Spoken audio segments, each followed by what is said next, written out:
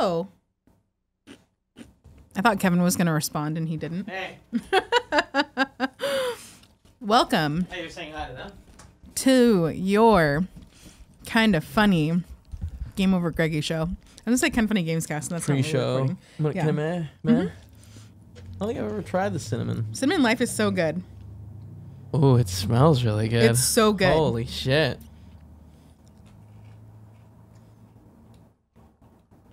It's okay. I wanted it to be sweeter. But I get it. But I kind of like that it's not super, super sweet. Oh. So yeah, welcome to the Kind of Funny Gamescast pre-show. What's up, dude? It's not Gamescast, it's GOG. I feel like I literally just said that. So yeah, the boys are getting their topics ready, figuring it out. There's a lot of calendar shuffling today as we try and navigate these next very, very stressful couple times. months where everybody's out of the office. Everyone's and it's a little bit out crazy. of the office. It's insane. You're not out of the office though too much, are you? I'm gone for like a week in October. But that's just family time, right? It's like it's not family's vacation. Oh, where are you guys going? I'm going to Texas. Oh, ew, gross. No, my best friend Jessie lives there. Oh, that's right. Yes, I remember that. So I'm gonna go hang out with her. And then maybe we're going to Hawaii. Quite out on that. Matt is not on this GOG. Matt's actually gone. Emlyn Barden says, wait, are we going to see the whole pre-show this week? Yes, you yeah, are. I think so. It seems like you guys are reacting to us, but there's no way to know. There's no they way said, to know. hey, Joey and Kevin. Yeah. So I assume that means that they can see us. Maybe that's just by chance. They're shouting that out. I like this one headphone in that you got. No, I have both of them. Oh, you have both of them in? Yeah, which I totally forgot that I had both of them in. I totally forgot that I had them in, and if I'm being totally honest. Yeah. That's how thanks for comfortable and not. That's interesting. That's crazy. Mr. Yasmin says, Joey, you're going to watch the new A Star is Born with Bradley Cooper and Lady Gaga. No, I don't really It's crazy. It seems like a Joey movie to me. I liked the first one a lot. I just don't really care. It's a remake? Yeah, it was Chris Christopherson and Barbara Streisand. Interesting. Fun fact. One time at a local wrestling thing, we saw Chris Christopherson. Really? Yeah, I was like... That's very exciting. I was like, cool, Greg, is that Chris Christopherson? He's like, I'm not sure who that is. I was like, remember that dude from Blade? And he's like, yep. That is that dude Yeah, from that is Blade. that dude. And it was. His grandson was going to become champion that night. That's crazy. Yeah, so he came for support. That's so funny. Yeah. I know that it's getting great reviews. I just don't really particularly care about the two of them together. Who's this? But don't you really... Michelle Pfeiffer on that one, dude? No, A Star is Born with Bradley Don't you Cooper really and Lady care Gaga. about, is it country music? I like country music, but I don't like country music movies. Like Country Strong, I didn't love Walk the Line. So I don't really think that same. I was about to like. What are these life? Yeah, it's Cinnamon Life though, so it's really good. I doubt it's on, but I'm gonna. No, I think it is. Kevin, are we way out of order on GOGs? Like, do I need to read not this week's ad, but a different ad? Like, what ad am I pulling for the show? When does this publish? This Thursday? Well, next Friday. Those are obscenely good. Right? Well, So- I don't know why underrated. we would be out of order on. You guys no, did a 60 GOG punch. without me, which Thanks, theoretically Big Cat. makes this, and we have an extra GOG in the chamber. No, Do we? Do we? I don't think so. The one that we was the moved GOG. that one. Yeah, it was supposed to be on Tuesday, but we moved it to Friday. We were talking with Amy. Yeah. So we're just normal. Yeah, we're totally normal. Chance Carter brings up an interesting point. There are not Chance Carter. Who said that? There are more than one. This is a third remake. So there's Daily Arville TV, which I assume is Arville Cyanide. Yeah, there was one with Barbara Streisand and Chris Christopherson, That's which one was I in and love. of itself a remake of. What's the other one? I have no idea, but I saw that it was a remake when I Googled it. Oh, I thought Yeah. this was the only remake. I can't talk. So I want we're to say in it was like a third black and white generation. movie. Oh, interesting. longer ago. I love that like one. Scarface. I could not get through the Barbara Streisand, Chris Christopherson. part. Really? I liked it. I got all the way to the part where they build a house out in the middle of nowhere and then roll around in the mud for 45 minutes. And I'm like, this movie's going nowhere. It's not hot. And I'll tell you why. Because Barbara Streisand is not hot. She is a cute, very charming human being, but she is not sexy in the Even least. like love story and stuff like that. Never like understood it. I like the story and the chemistry. They don't feel like they have a ton of chemistry. She had she's always to me like more comedic and silly. 1,000%. She's super cute, by the way. Totally. But just not like I would not see her and be like, I am a world renowned like country star and she's going to be my ingenue. I'd be like, she's goofy. Let's keep her on. Yeah. Have you seen What's Up, Doc? No. What's Up Doc, really good, set in San Francisco. Ryan O'Neal, and it's the two of them. It also has Madeline Kahn in it. Madeline Kahn is so a great. fucking gangster. She and Ryan O'Neal are like engaged or married, and then Barbara Streisand is like the hippie, like manic pixie dream girl kind of a thing, but it's very it's super comedic, very funny. I'm gonna tell you something, a little something I like to call Clue. You ever seen this movie? I actually haven't. So next Christmas, we're doing this right now. You and me. Okay. We're gonna sit down. We're gonna watch Clue. Why Christmas? Would I say Christmas? Yeah. Clearly meant Halloween. Don't understand why I said that. I think my brother was. Here's the thing. My brother was in the office this morning. For anyone who didn't watch the morning show today, and I love Matt to death, but he takes so much energy. He's a tour de force. Man, he comes through. He's super happy to hang out with all of us, and we're all just nose to the grindstone. Like a dog. One of those little tiny dogs. He's like a small, tiny dog, but he's very big. That think like a big dog that thinks he's a little tiny dog. That's what he is. And like he is smart too. Like a Saint Bernard or something. So next Halloween, you and me, we're gonna sit down. We're gonna make a list of movies. We're You gonna mean order like some Halloween pizza. in like a couple months, like a month and a half? Yeah. Keep it on the list. Okay. We always say we're gonna do things. Like remember that time we said we were gonna do the Academy Award party, And then we didn't do death came for me. Yeah. And then I wussed out. Yeah, and then we also Because didn't my go wife see the said, Meg. and I quote, "You have shingles. Yeah. You are super like it's dangerous that you're around people." And I said, "But the Academy Awards." Yeah. And she said, "But you should sleep." We were She gonna makes see a the good Meg. point. Here's what we do. We sit down. We're gonna watch Clue. Okay. We're gonna get some Pachi's pizza or Pasquale's. Maybe we'll go over to Greg's house. And we're gonna sit down and like watch Clue. Pachi's. And here's what Let's you're go gonna Pasquale's. realize about Madeline Kahn. She is a motherfucking gangster. She totally. She's I feel a like I already know that motherfucking without gangster seeing Clue. She was one of the best, if not the best, like comedic people. Paper actors on the Moon, planet. one of my all-time favorite movies. God, she's amazing. excellent in that. Another Ryan O'Neal movie. Ryan O'Neal was a huge star for a while, and then just like I don't know where he went, but I like him. Also, the person that I think is potentially the most underrated in that is Charles Grodin. Charles Grodin is a bad motherfucker, and I realized So that good. right around the time I watched Dave, and I was like, oh, Dave's yeah, so good. He's in that. Remember? I forgot He plays about his that. friend who he brings over to like balance the budget. And he's like, Dave, I'm like a personal like family accountant. Yeah, like, I what do you can't want me to do do? this. And he just orders some chips. I watched that over Christmas break because it's one of my mom's favorites. Dave is we have one of the topics today, by the way, that we may or may not get to is that topic that popped up yesterday in the morning show, which is guilty pleasure movies. Like, what are your movies that, or things just in general that you interact with that are guilty pleasures? Because I realized I have like all of mine are just 80s movies in general. Just Yeah. really, well, I'm burning the topic right now, but I'm very excited about that. I don't know how I got to that point. Talking to the chat We're for a just talking second. about Mr. Yeah. Yasmin, yes, I'm excited for the Halloween trailer tomorrow. Oh, that's going to be so good. DJ Kento, thank you for the compliment on the jacket. Jack Schultz, thank you for the compliment on my hair looking spicy. Mr. Yasmin again. So Tim, did you find out what Kingdom Hearts song used Eminem in one of his which Kingdom Hearts song Eminem used in one of his new songs? Here's the thing. They straight up said it was Simple and Clean, the theme song, and I'm listening like there's no fucking way. And then there was a follow-up report that's like the producer's a fucking idiot and the song's not from Kingdom Hearts. Rude. Emlyn Barden says, has Matt ever done GOG? Yes, he has. We also did a one-on-one. Twice? Yeah, 2 GOGs. We with did too. Matt We did Scarpino. when we used to do the one-on-ones. He did a GOG with me. We talked exclusively about my mother for 2 hours. Mark Freeman says, Tim, is there an RTX London meet and greet? No. There's still a lot of There's a lot of RT Come stuff to going schedule on. stuff that's not finalized. Yeah, we for don't know what's everybody. happening yet for a lot of it's No, on but them, I though. assume you guys. I mean, you're doing panels, so they can buy tickets and go see you guys at the panels, right? Yeah. We're doing a ton of RT stuff. It's not all finalized. Our panel's finalized, but we're going to be doing other panels. We don't know yet. As soon as we do, we'll let you guys know. Yeah. Someone was asking me, I'm eating Cinnamon Life, which people were shitting on, but it's actually really good. It's fucking great. Thank you. DJ Kendo says, hell yes, I just got a cannabis delivery. Well, sir, I hope it's legal and whatever. Well, you know the weirdest thing was? I go to Texas and everyone's like, oh, dude, it's so hard to get weed here. And I was like, oh, right, it's not legal here. That's weird. It's really weird. What drug addicts were you hanging out with in Texas? All then, huh? of the Rooster Teeth. No, I don't know. Fucking no, literally, perverts. some guy. Perverts. I was walking across the street to go to that IHOP for the second time, and these 2 guys were like, "Hey, man, you got any weed?" And I'm like, "No." And the guy's like, "Hey, how do I get weed?" And I'm like, I'm walking to an IHOP right now, bro. Like, I don't know how to get weed in Texas. I'm clearly a tourist. But usually, I'm if coming you're from a hotel. going to the I'm clearly a IHOP, you're tourist usually going fucking to an high. IHOP. How many times have you seen people walk to an IHOP? IHOP is a delicacy in Texas. I saw Jermaine Dupri in IHOP once. You saw Jermaine Dupri in Okay. an What IHOP? the hook Okay. gonna be? What? Yeah, after the Jay-Z concert. That's so random. Did you talk to him? You live in No, Santa I Rosa? didn't. I respected him too much. I really wanted Yeah? to. Yeah, I sent him a tweet and said, Oh, hey, I that's wanted pretty to talk close. to you, but I didn't, and he liked it. Yeah? Good. I'm learning from you guys. Charles Jacobson says, Nick, how do you feel about A Clockwork Orange? I saw it once during a psychology class. Genuinely made me feel sick, but it's an excellent movie. I simply won't rewatch. That's pretty close to how I feel about it. It's a classic. I tried to read the book for a while, but it's written in that vernacular. It's really hard to read. Oh, governor! Like it's Open your eyes. a We'll bit show of the you the ultra thing. violence, ultra hanky panky. And I'm like, man, I can't do this. I'm in high school. I'm clearly trying to Sound be like a song. That was this very cooler than I was. sing-songy one. Yeah, that Was was it? weird. Ultra hanky panky.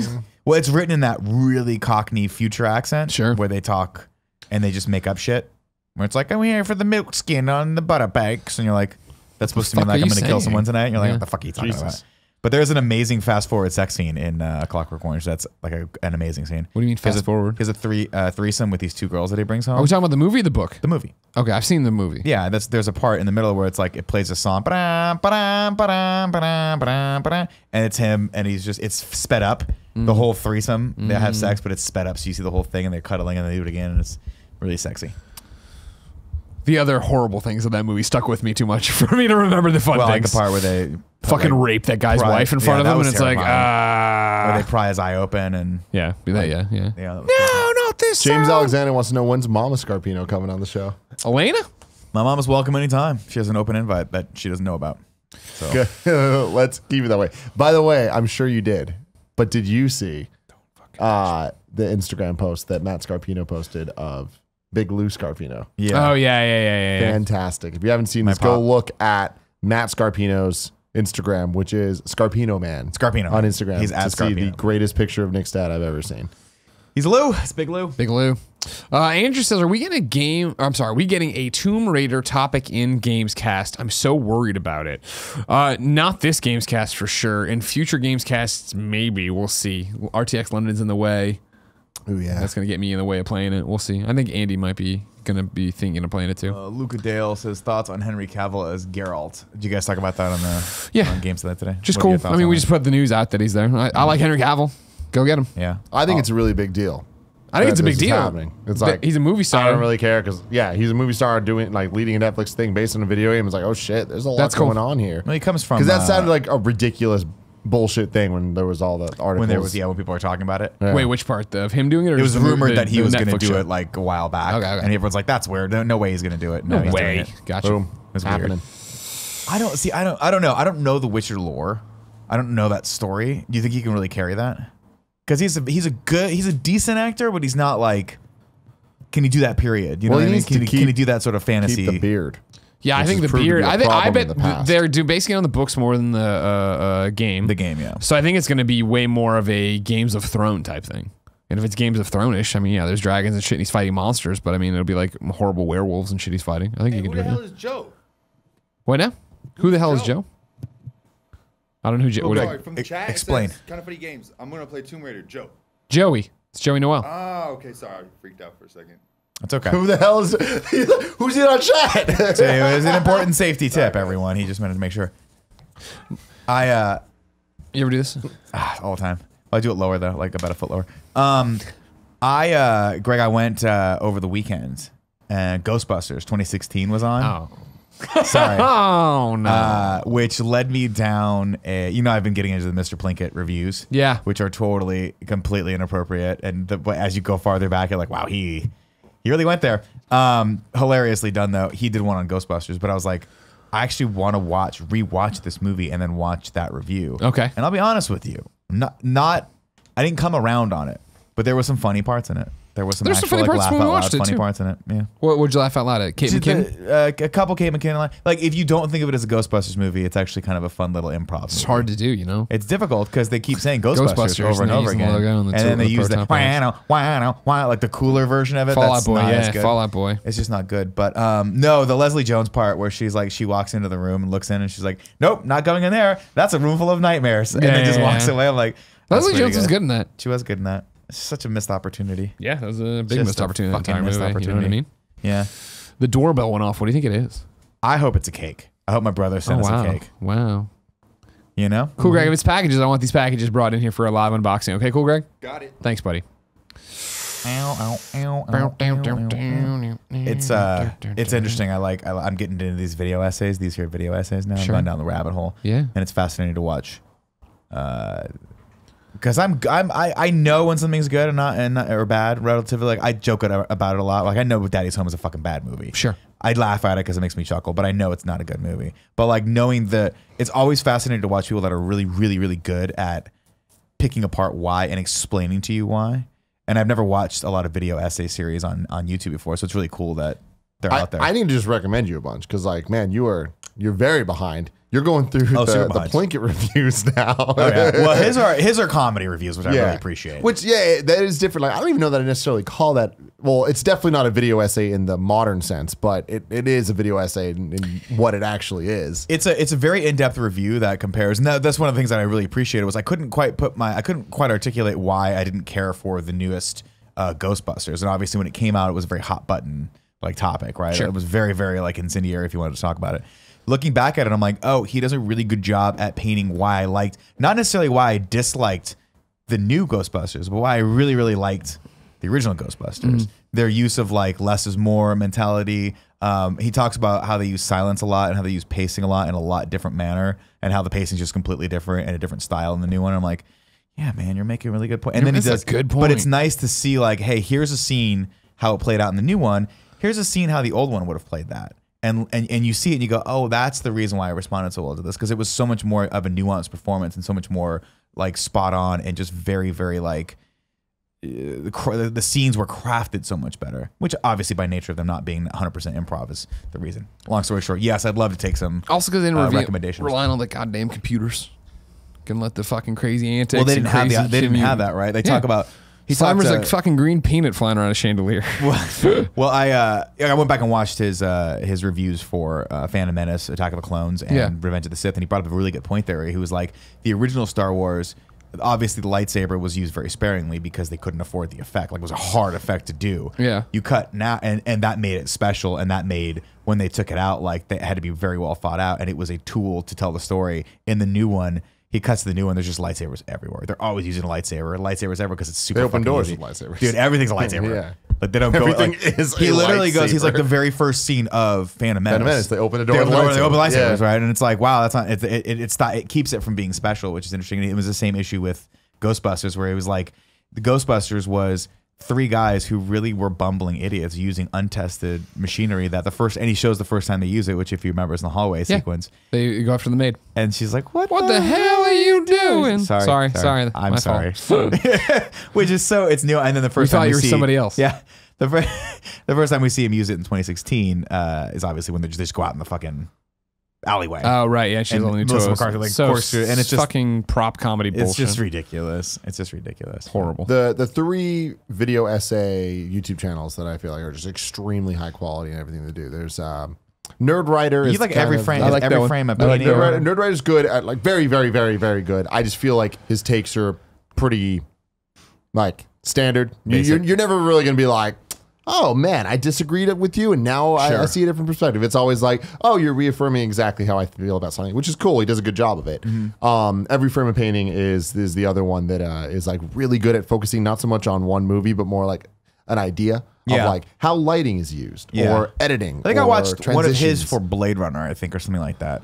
I could be wrong. It might have been someone else's. And his shit's really, really good. But my favorite is Captain Christian. But with Christian. 2 Ks, so Captain with a K, Christian with a K. Okay. And the reason is it's not just good writing, but he is also an animator, so the whole thing is animated. Oh, cool. The transitions are just fucking beautiful. Man, I can't really add. fucking imagine how long those take. Oh my god, so much. He does it by seasons. He has a Patreon, and like it's like every season's only like 12 episodes, and he does them weekly, and then he takes like 4 months. God, off. I would too. Like I look at the Red Letter Media stuff, and it seems very low-fi because that's the style of it. But he goes deep. He finds fucking press junkets where the producers are talking, and you're like, where the fuck did you get that footage from? And all of their points like contradict everything that happened in the movie. It's so well done. A lot of love in the chat here for Mikey Newman, former Gearbox guy. Movies with Mikey. I haven't seen any of his stuff. Me neither. Oh, I'll check that out. DJ Kento there says, movies with Mikey, this essay on Thanos was fucking crazy.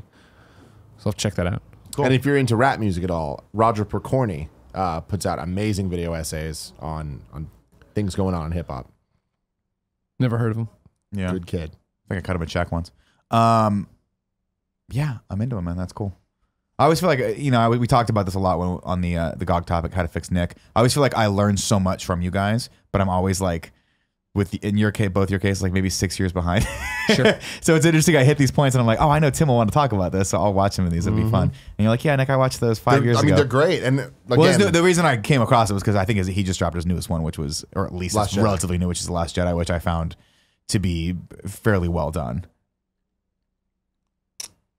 Still need to watch that one. It's good. It's just, yeah, it's good. It articulates a lot of the points that, again, I couldn't articulate because I don't have the vocabulary for to really get that deep into, because he talks a lot about tone in that, and he talks a lot about how the editing and the way scenes are constructed and the motivations for characters are tonally what you would normally see in a screwball comedy like Spaceballs, where like people just, or actually the example he uses is National Lampoons, the original National Lampoons, where Chevy Chase is just a vacation. Yes, thank you. Where Chevy Chase is just a complete moron. And that's why bad things happen to him, because he at every point makes a stupid decision because he's a fucking idiot. And like, when you think back to that movie, of course he does. Why? He speeds so because he wants to impress Christy, what's her name? Brinkley, and like gets in an accident, and then that leads to this, which is people are swindling him because he's a fucking idiot and can't negotiate, which leads to him having to pick up and gets tricked into taking fucking Aunt Edna or whatever it is, and like because he's an idiot, and all of those things, like he uses that as a template for like, now let's take a look at how everything happened in The Last Jedi, and it's person getting swindled, person getting just making the wrong decision, person doing something that so it's not at 1-to-1 obviously, but he has a very unique perspective that I thought was really well done. Andy Prince says, Greg, you guys still need to check out the YouTube channel Geography Now. You'll learn a lot, and it's presented well.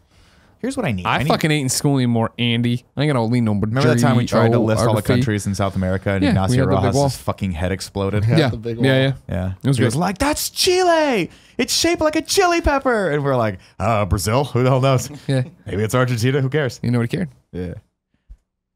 I need to watch a video essay. Here's what I need to do. What do you Without need to do? I don't want to spur a conversation about this, but I would That's like interesting. recommendations. I want a good video essay for The Last Jedi. Because this is why it's good. This is why I loved The Last Jedi. I want someone to really articulate why they liked it, because to me, I just don't have that perspective. Yeah, those and videos I'm sure I've they seen exist. a ton that are out there that are Sure they do. really I want a good one. evidence for stuff. Yeah, If you guys know about one there's in the none chat, that I let can me know. recommend to you off the top of my head. In the chat, Cool Greg says Gone Girl was the realest movie I ever seen. Ain't that some shit though? You watch Sharp Objects, Cool Greg? Same author. I haven't. Oh, Shit's really? fucked up. Yeah. Did you finally watch Sharp Objects? No, I can't. It's too intense for me. Oh, okay. That and Ozark, I just said to myself, I don't need them. You know what I want? Ballers. Right now they're feuding with They're feuding with Russell Brand. I can get behind that. You don't know nothing about Ballers, Tim. Tim, you would fucking love Mikey Ballers. Newman has a wonderful essay for The Last Jedi, and he loves it. Okay, I'll check that out. Mikey Newman.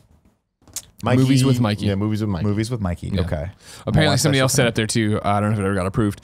A comment that he does a show where they watch bad movies and then and then try to find the good in it. That's that's not Mikey Newman then. That's Well, they were saying Mikey does that. Oh, Mikey does it also. Yeah. Okay. Don't try to take it away from Mikey. All right. I know you're fucking. Someone suggested that banging earlier the drum today, over here. but that was interesting. Yeah, that's a fun one to do. Yeah, I think part of it was it bleeds into my topic, which Don't do it. Don't do it. Don't bleed right. into your topic. all right. Don't bleed into your topic, big guy. When you touch me, Yeah. it makes me feel special, but also dangerous. Sure. You know what I mean? anything can We're, like happen. we're out on the ledge together. Exactly. It's that thing Nobody where knows we about can our only, love. the sexual tension so thick between you and I. We Well, only know it's a matter of time before it falls down. It's there. It falls down. But I also think that we're the only ones that care about it. If we ended up open mouth kissing in public, people are like, yeah, that kind of checks out for these two idiots. that. I expected that. Yeah, exactly. Yeah, it's hot. Your wife would like it though, probably. She's always trying to get us to make out. Matt says that Harley from Epic Mealtime did a review of The Last Jedi and he loved it. Well, Harley's a fucking monster. We all know Exactly. that.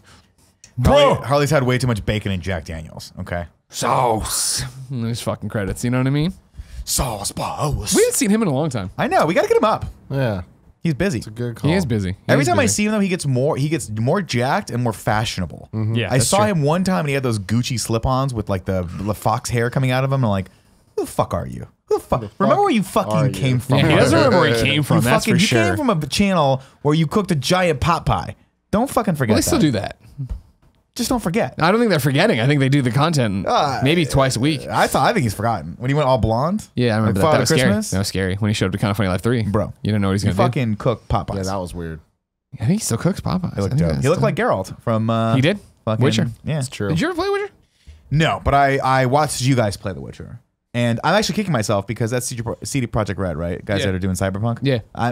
I'm looking forward to Cyberpunk. I don't think I'll ever play The Witcher though. No, It's just not my kind of. Cyberpunk's the way to get you, and even me. But I don't think like I see myself really liking Cyberpunk if it plays like the demo that I saw that everyone's seen now at this point. I think I'll really like that game, but it's gonna be. I'm just not one for the fantasy RPGs. Yeah, I just no can't one do is. it. People love The Witcher at though. this table. Oh, at this table. Okay. I thought you played it. Played it. Did you not but go? it's not- Played what? Did you finish The Witcher? No, I didn't finish it. No, I played Act 1. 30 hours later, I was like, this has been fun. Gotta go. Shit. Fuck that. Got What was things the to game do. I'm supposed to play next? Messenger? Messenger. Messenger. I think you'll like Have it you a played lot. it? I tinkered with it, yeah. Okay. You should do, are you going to do Red Dead? What's your I'll do Red Red Dead Dead. stance, yeah? You going to play Spider-Man? Yes, I'm gonna play Spider-Man for sure. That's next up. Messenger I need because it's a Switch game. I can take it with me. Yeah. But I don't think I have any travel booked in the next couple weeks. So We'll change and that for you. We'll put you I on just some trips. feel like Dead Cells is done for me. Dead Cells. I feel You're like so I've, close, I've Nick. given it all I can. And All I right, just what happened? You got to like a giant boss and you should have been got able to to the kill last him? boss and I had 10,000 fucking health and 2 goddamn colorless weapons that were motherfucking P. Like they were both over 1,000. Over 1,000. And I got to this motherfucker and he beat me like I imagine you would beat a fucking 2-year-old. He just stomped me into the fucking ground. Because I kept. But the problem with Dead Cells is that you can't practice against the bosses. It takes me an hour and a half to get to that boss every time. Yeah, that was the thing. And I'm I like, looked God at your fucking damn screenshot, it. and it was an hour and a half, and I'm like, holy shit.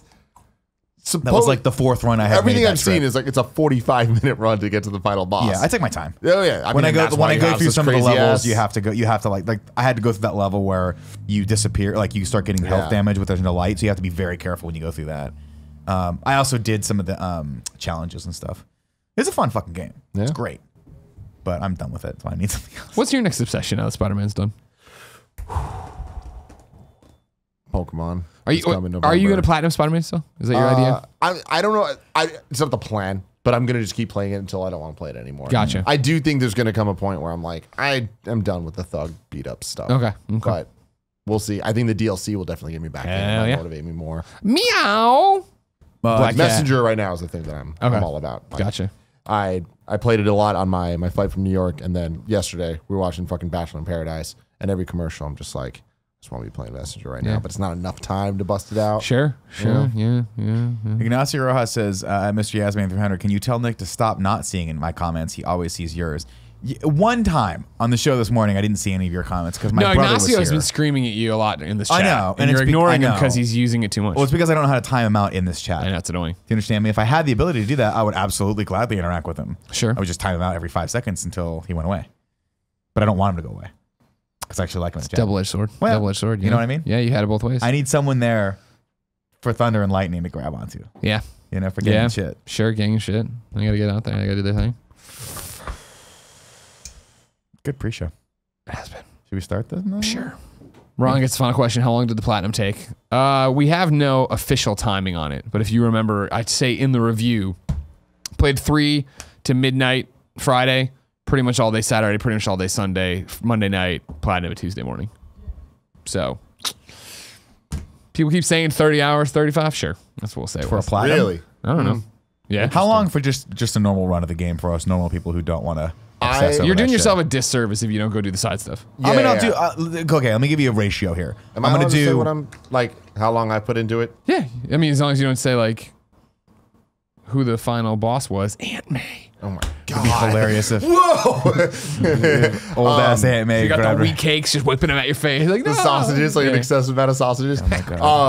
No, I beat the game, but like it's impossible to beat the game without getting sidetracked. Like I went in, like, I I'm fully the type of expected guy you to go find fucking things all over the place. at it. You're going to, and Yeah. you're going to want to. But so having not done all of those, but done a fair amount of them, but then doing the full story, I would say I'm about 15. Oh, that's fine for hours. me. Yeah, That's perfect. it is. It I really don't, is. I don't need any longer than that. I'm good. 10 to 15 is perfect for me. 20 is pushing it a little bit unless it's a really good game.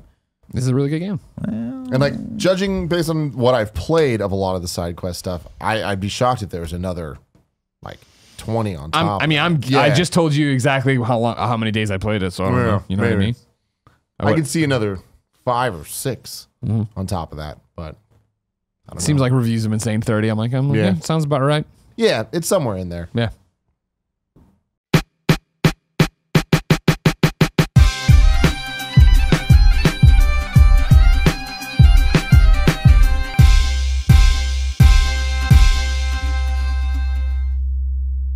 What's up, everybody? Welcome to the GameOverGreggy show. I'm one of your hosts, Greg Miller, alongside the producer/seducer, Nick Scarpino. Hello. How are you? I'm well. Your head is so soft. Thank You got you. a soft head? You got what? Do you that condition? Hims, man. Do you condition? No, it's the Hims shampoo. I've been using that. Yeah? Since we got that sponsorship, it Yeah. smells good. We're brought to you by Feels Hims. good. We'll tell you about that later. I don't think you did that on purpose. Are we but really? Thank you. Oh, Yeah. today? Thank you. That's really helpful. No, Yeah, it's just shampoo, no conditioner. All right, cool. Yeah. It's I very use soft. I use the vitamin also, which is a biotin. What do you do for the beard? I've been getting. I'll be honest. It's gross. And over here, of course, baby blues. Tim Gettys. Not too most. I've noticed now that I have the beard. It's been going a while. I got a bit of the beard dandruff where I'll like rub it and then I'll look down and I'll have some flakes on me. I'm like, oh, gross. I had the beard oil, but I was using it sparingly, and now I really every Which is morning been good. putting it in there. I've been Every putting it in morning? there. That's yeah. bad. Well, I don't. I'm fucking falling apart. You shampoo it. Not all the time. Maybe once to twice a week. Okay. You condition it. What? No, you're saying no? I don't shampoo my beard now. Okay. I mean, I use my face scrub in it. I don't use. What's your face actual- scrub? Just a normal face wash Yeah, that I use. or that. Okay. Whatever. Okay. You put Otherwise, substance in it there. starts smelling a little beefy. I hate it when you say that. It's disgusting. I really hate that you use beefy in that terminology. Because you know it smells like gamey, like it's rotten. No, meat. I've never had my beard smell I like want anything you to to my go. knowledge. Yeah, next time you cook a steak, smell the steak. I do. Oh, before I cook it. Before you now, cook it. now I know what it That's smells like. what Thank you. beefy smells beefy, like. Yeah. You're saying shampoo it sometimes. You shampoo 2 to 3 times a week, depending on how active you are. Condition once a week. And then So with just regular hair, or using beard conditioner stuff. regular hair. Okay. Yeah, whatever. I use American Crew for all the stuff, so Okay. it's like on the nicer end. And then what do you of do? that. Hey, I'm sorry, you get out of the shower. That's it. The I thought you were- beard oil is special events. That's it. I use every now and again. I'll just use a aftershave like lotion. Yeah. That I got at my barber shop, and it's pretty. It just is a moisturizer, basically, like a lightweight moisturizer for the. I usually use it here, but then I'll put it here a little bit. The thing I don't like though is I get if it's too oily, I'll get clogged pores. Yeah. And then it just they stay clogged forever, and like they'll welt up because I get weird like acne every once in a while. So I don't like to go. I use stuff on my face very sparingly. Yeah. Unless it's something that I know I've used for a long time. Because every once in a while, like my barber will get in there and like give me a face massage, and I yeah. fucking love it. But then like 2 days later, I'm like, boop, I just Really? I'll break Oh, out wow. because the oil's in his hands Sure, and stuff sure, like sure, get dug sure. in. But you can go to your barber and ask them. Just supercuts, you know. Well, like, I tried having a good barber. I'll tell you what lotion I use, and you can try it Perfect. if you Now want. we're talking about. You can about. see if Well, that again, works out for you. I'm using the beard oil, like I said, too much probably, but I'm seeing Yeah. if it'll balance it out. Will that bring me back? It should. And if it does, then I'll do that forever. You know what I mean? But it's just weird putting oil in there in general. Yeah, that's the thing. It's like that's why I don't trust doing it too much. I know there's some people that swear by it, but those are the people that have beards, not Sure. just fucking Yeah. facial hair. Sure. See, mine's not that long. I want to get mine that long, but I just don't have the chutzpah. The wherewithal. I did a weird thing though when I went to Austin last week. I'd love to hear about this. I was weird like- thing with your beard. Weird thing with my hair and beard. Okay. I had not gotten a haircut because the week had been slammed, and I was like, I'm really going for the comedy show, which is Friday night. My hair it was in that space. We were like, Space looks between. good enough. Yeah, But it could look doesn't- better. haircut But it could look ruin better. it. But a Right. haircut could ruin it. A haircut could ruin it, but I'm 2 weeks in from the last haircut. You know what I mean? So it Yeah. starts. I'm like, I could just give myself the poor man haircut where you cut around the ears, Sure, and then been maybe ask the wife if she'll take Yep. care of the neck. But then I was like, wait a minute, I'm going to Austin where haircuts are way cheaper than they are in San Francisco, or so I thought. I'm like, I wonder if I just like on my first appointment at Achievement Hunter is not till 11. I bet I could book, like, go find a barber, bring it in. That would take me at like 9. It's for us too.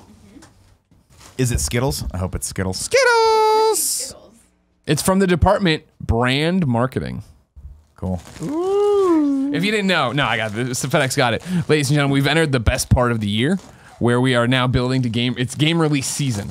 So that means all sorts of manner of shenanigans are coming. Oh, I know so what much this is. Free shit. Hold on. Make sure there's no notes or anything. It's Zone of the Enders. They knew you were a big Zone of the Enders fan. They asked me if shit. you wanted Fun. Zone of the Enders Oh stuff. my So god, they this sent the box game. alone is amazing, and it comes with pins. they sent you Cool socks? Greg's gonna be. Yes. See, this is how you win Tim Gettys over. Give me some fucking socks that aren't too thick. Oh, Is there a this is controller? nice. They sent custom my God. controllers. They sent custom Zone of the Enders Whoa. PlayStation 4 controllers. Konami will bill you for this afterward for all this promotion. This is great. I was like, no, they gave it to us. Oh, I see what you're doing. It's not brought to you by Zone of the Oh, Enders. look at Zone of the Enders, second runner of Mars. There you go. Cool. Very nice, Cool. very nice. Cool. I don't think we're done yet. Hold on. No, we there's are more. done. More socks. And then a business Nice. card Oh, for a who sent us man this? named Mike. Oh, I thanks, have Mike. one for a man named Benjamin. Hey, your phone's ringing too. Benjamin. Don't trust it. Remember me. Remember. Have you seen that yet? I like my hat, thank you. Oh, you're welcome. Chef, hey, the chef is in. So how'd the haircut go, Nick? So I booked an appointment. I just randomly Yelped and found something that was like walking distance away from my my place, and I felt baller AF because before I went in for my first on-camera appearance of the day at Achievement Hunter, I went in and got my beard trimmed, my haircut. But it was super expensive, or it No, was just not at all. I mean, it was less expensive than it was here, but it was a little pricey. But Still it was not pricey? bad. Yeah. And I went to this place called Finley's Barber, which is Was it on run by Fit Finley? no, it was just it was a nice barber. It was like for the haircut and beard trim, like $50. Not terrible. Yeah. Not bad at all. How much does it cost here in San Francisco? If you don't mind. $70. Okay. Yeah. And again, I get that done like once every 4 weeks, so it's not terrible. But the real up, surprisingly, he takes more time on my beard than he does on my hair for the most part. But yeah, it was nice to be able to just go in and be like, I mean, you try someone new, you're like, you don't fuck this up. But I know now what to say, and Don't fuck it up. take care of me. What? Or do you have the numbers now? I want a 2 on the side. I'll get a 1 on the 9. Yeah, I'll do a 1 faded into the beard and then go as short as I can on top. Yeah. I like it. All right. It was fun. So I do too. When'd you get your last haircut? It's been a while. I've been having a lot of weddings. So Yeah. for Cisco's wedding, I was Sure. like, I gotta get my haircut. I had a wedding this weekend, and I pulled a Nick where I was like, fuck, it's too late now. I hate that. I didn't plan this correctly. Yeah. But it was a good time. Your shirt, by the way, that you wore at the Brand new shirt. Like Notice that. it was I sweet. bought that Jesus, dude. with my wife. It's a good fucking and looking I was shirt. like, I feel like Tim's gonna love this shirt. It's really I actually bought it. There was another one that had hibiscus on it, like it was sort of like floral, more floral than this one because this was like palm trees, palm leaves, but it just didn't fit right. They gotta fit right. Yeah. I got a weird body. What? I don't dislike my body. It's just I don't have the swimmer style body where the shoulders really broad. Oh, and the that tiny Michael little waist. Phelps. Yeah, I'm just a rectangle. Sure. Where my shoulders and my hips and my fucking feet are just all one line. Your hips do and lie. so the shirt has to fit perfectly. And I refuse to get, every once in a while I'll get them tailored, but I refuse to get them tailored. I want the You're shirt not to fit Brian. perfectly. Every once in a while I do though. Actually, when I lose weight or if the shirt has been stretched out, I will take it into the tailor and for $10 have them bring it in a little bit just so I can get like 6 more months out of it. Nice. Before it just wears out. Because otherwise why not? For $10 you can extend the life, not have to buy the shirts. It's fine.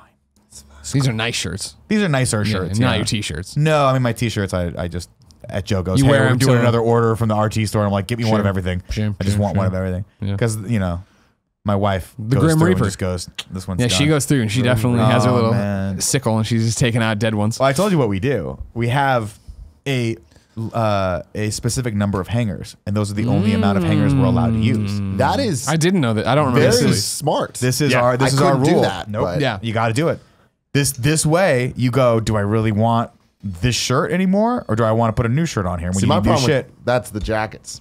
The shirts, I feel like I could do it with, but the jackets, there's too many of them. my jackets, the hangers are even more limited because they take up more space. I have too Yeah. many special condition t-shirts. I have way too many t-shirts. It's outrageous and obscene. But so many of them are, well, this is a shirt for this if this specific thing happens. But then aren't those the folded in a drawer shirts? all my shirts are folded. I don't hang anything because then There I get was- the giant neck and I'd have show too much skin and I hate it. I can't have a big neck hole. You, if I'm not mistaken, you have like a whole closet full of shirts, right? I do. Like, Yeah, I will walk in. One and time I then had to over borrow the- a shirt from you. I forget why. And you were like, go into the closet and pick one out. And I was like, how hard could that be? And I had decision paralysis for like an hour. I was like, I don't know which one Jen to pick. hates it. I can Jen only imagine. hates the amount of t-shirts. That I would have. be Dee's like worst nightmare. Yeah. She would be like, I got to throw all these out. or It's a leave great you. point that I mean. They're all There's going. definitely there's the top. I would say there's a mountain of t-shirts here. The top layer is the A team that I'm doing, and then when they're not there and they get washed, I start picking them out of the wash. Yeah. You know what I mean? And then you have the B team that can pinch hit, and then there's the super special edition ones that I need it for if it's St. Patrick's Day, if we're doing an XFL topic. Naturally. I have these Marvel shirts I need over here. You know what I mean? Those are, but see, you're getting more into like, these are costumes for you. Sure, But there are some shirts like, I imagine you've got more than one Mizzou shirt. that's correct. And those are just fun for you to wear. Sure. Yeah, that's good. But the problem is some of those Mizzou shirts, I'm not happy with the quality of them. So now they're there and I can't bring myself to part with them. There's that, talking about, man. shitty brand, like Gillian, I forgot what it's called. Gildan or whatever. Gildan. Gildan. That's what it Yeah, is. yeah. Although it's Because sometimes like this Gildan is makes feel some how good decent this Mega stuff. 64 shirt feels. This is a good t-shirt. This is the kind of t-shirt you want to wear. American Apparel. I don't. I imagine. Get It it. must be. I'm assuming so. Yeah, it is. Yeah, we there are Or two next shirts. level, same thing. There are two shirts that I love, and I don't know. I don't think we can even. I don't think that the shirt makers are around anymore. But that Thimbleweed Park shirt that I have, I love, and then the Hawkins shirt that I used to have was the good. softest See, material ever. I don't know if the T-shirt places went out of business as much as just the games. Well, What's going on with the Hawking people? What are the No, I Hawking just people like the working on? fabric. I'm just like I never really thought to look and see, but I think I've looked before and it doesn't have the actual like Yeah, they what don't the exist shirt anymore. is. Sometimes they just have like the logo of the game, or they just Sure, don't tell you what sure, it is. yeah. So it's lost forever. The problem I have with T-shirts is when I hang them all up, and then Don't your neck stretch? There's no. You You put them on. You have to put the hanger in the right way. you put it underneath. right You go way. through the bottom carriage. Yeah, Yeah, of course. Oh, Yeah. God. You don't pull a Okay. neck. Yeah. What you're asking for trouble. that's how you do it. Hair half Hulk Hogan in it. But I do have like my more costumey shirts, for lack of a better term. Those Yeah. go in the drawer because those I can call out when I need. Gotcha. Yeah. But otherwise, my rotation shirts. The problem is when you wear them, you're like, oh, I like this shirt. It's the new shirt, whatever. It gets put in the front of rotation.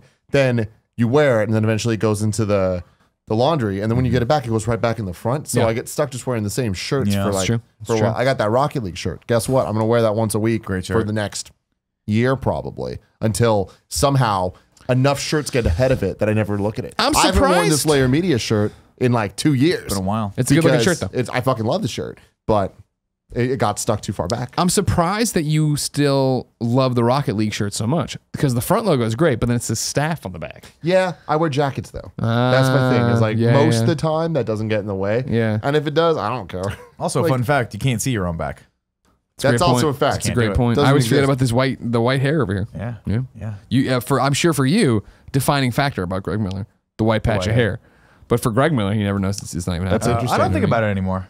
Yeah. Yeah. I do because it's on my side. Exactly. Oh, see, I never see it. Yeah, yeah. No. It's like the dark side of the moon, but only you can see it. You know what I Yeah, mean? dude. What's That's what's so back there? special. Only Nobody 10 knows. No, yeah, exactly. The staff, by the way, normally would be a deal breaker for me. If it Oh, said yeah, staff yeah, on the yeah. back. I don't love things. on Do the you back wear of this shirts. Rocket League shirt? I don't know that I ever got mine. Okay.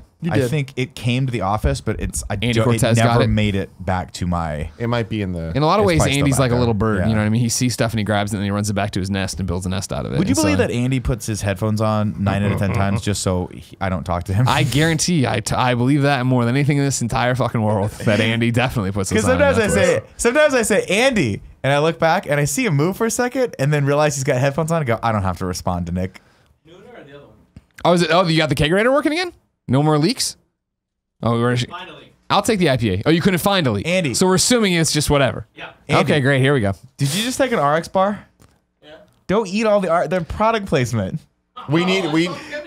Kevin, stop eating the product placement. They're delicious. You're gonna have to go buy we more. need them for actual product placement. Yeah, don't in the eat end. those. Hey, there's like 10 in there, all right? So chill out. Everybody- The way I see it, It's I got Wednesday, and with the way you 9 guys orders. eat freaking RX bars, it's Tuesday. gonna be. This is my second God, one it is ever, Tuesday. Nicholas, in Here's- my life. Kevin, next time you Today. want Kevin, next No, time you like- want an RX bar, go into the fridge and drink some Frank's Red Hot because we have lots of that, and we only need the one bottle of that for the product That's fair. You can placements. pour that. You can pour that in your mouth. If you didn't know, ladies and gentlemen, this is the Game Over Greggy show each and every week. Sorry, wow. I totally went into Kind of Funny Games Daily, and I couldn't throw the It switch. happens every once in a while. Yeah, man. wow, that's And what happened. the moment you think about it, Yeah, it's then too you late. get It's stopped. too late. If you just kept going, you would have been fine. I know, whatever. No, but I it's love cool. you, and I want you all to know I where I'm at, appreciate all it, right? man. I'm right there with you.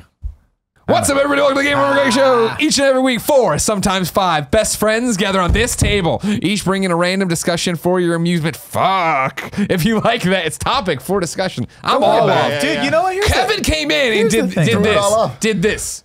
Do you want Yeah, a you want beer? beer. And I was like, and I shook my head no. You can rewind it if you want. I shook my head no, and then he went, and I was like, all right, I should have waited till I got the beer. Clearly, I can only do the show wasted now. Here's the thing I'm going to tell you about you. You do a great job hosting this show. You're easily one of the best, if not the best in the industry at what you do. I firmly believe that. I'm not fucking around. But I want to tell you this. Free yourself every once in a while. You know what I mean? Just free yourself. Yes. Yes. Every once in a while. Kevin, go tum to tum. Remember me. No one's My gonna little forget. Peruvian friend, remember him. No, that was really good. Thank While you you. went into it. Did a little trill on that. I did. I threw it out there.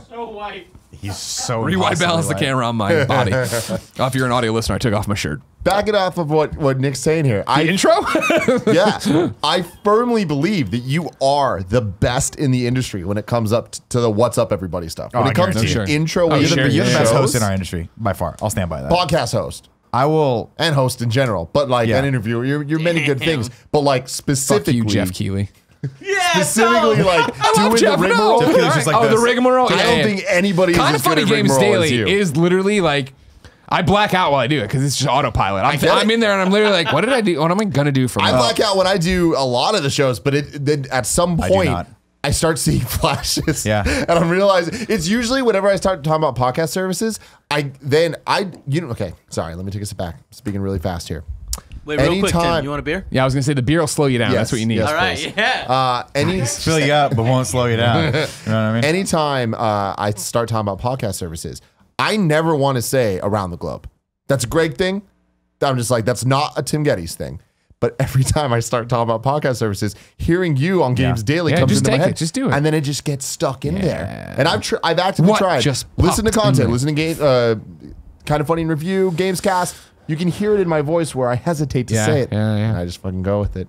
You're the best in the biz. Thanks, Best buddy. there ever will be. Let's continue. Sorry. No, go. I don't know. I was going to say I do not black out during intros. I do the thing that I imagine amateur tightrope walkers do, where I kind of am good for about halfway through and then realize I'm very high up in the air, and then it just starts going, and then I fall off. And I go, yay! You gotta just jump off. You know what I mean? You're just like... Much like Coyote Ugly, the pivotal scene when John Goodman is driving Piper Paraboo to the place to sing her song, and she panics and makes him turn around, and then he turns back around. And, let's try it again, all right? If you didn't know, this is the Game Over Greggy show each and every week. 4, sometimes 5 best friends gather on this table, each bringing a random topic discussion for your amusement. If you like that, head over to patreon.com/kindafunny, where you can get each and every episode early. How early? You could be watching this shit show live right now for just $1. That dollar goes so far in helping us make a great business here. Pay for Nick, pay for Andy, pay for Cool Greg. Ain't that right, Cool Greg?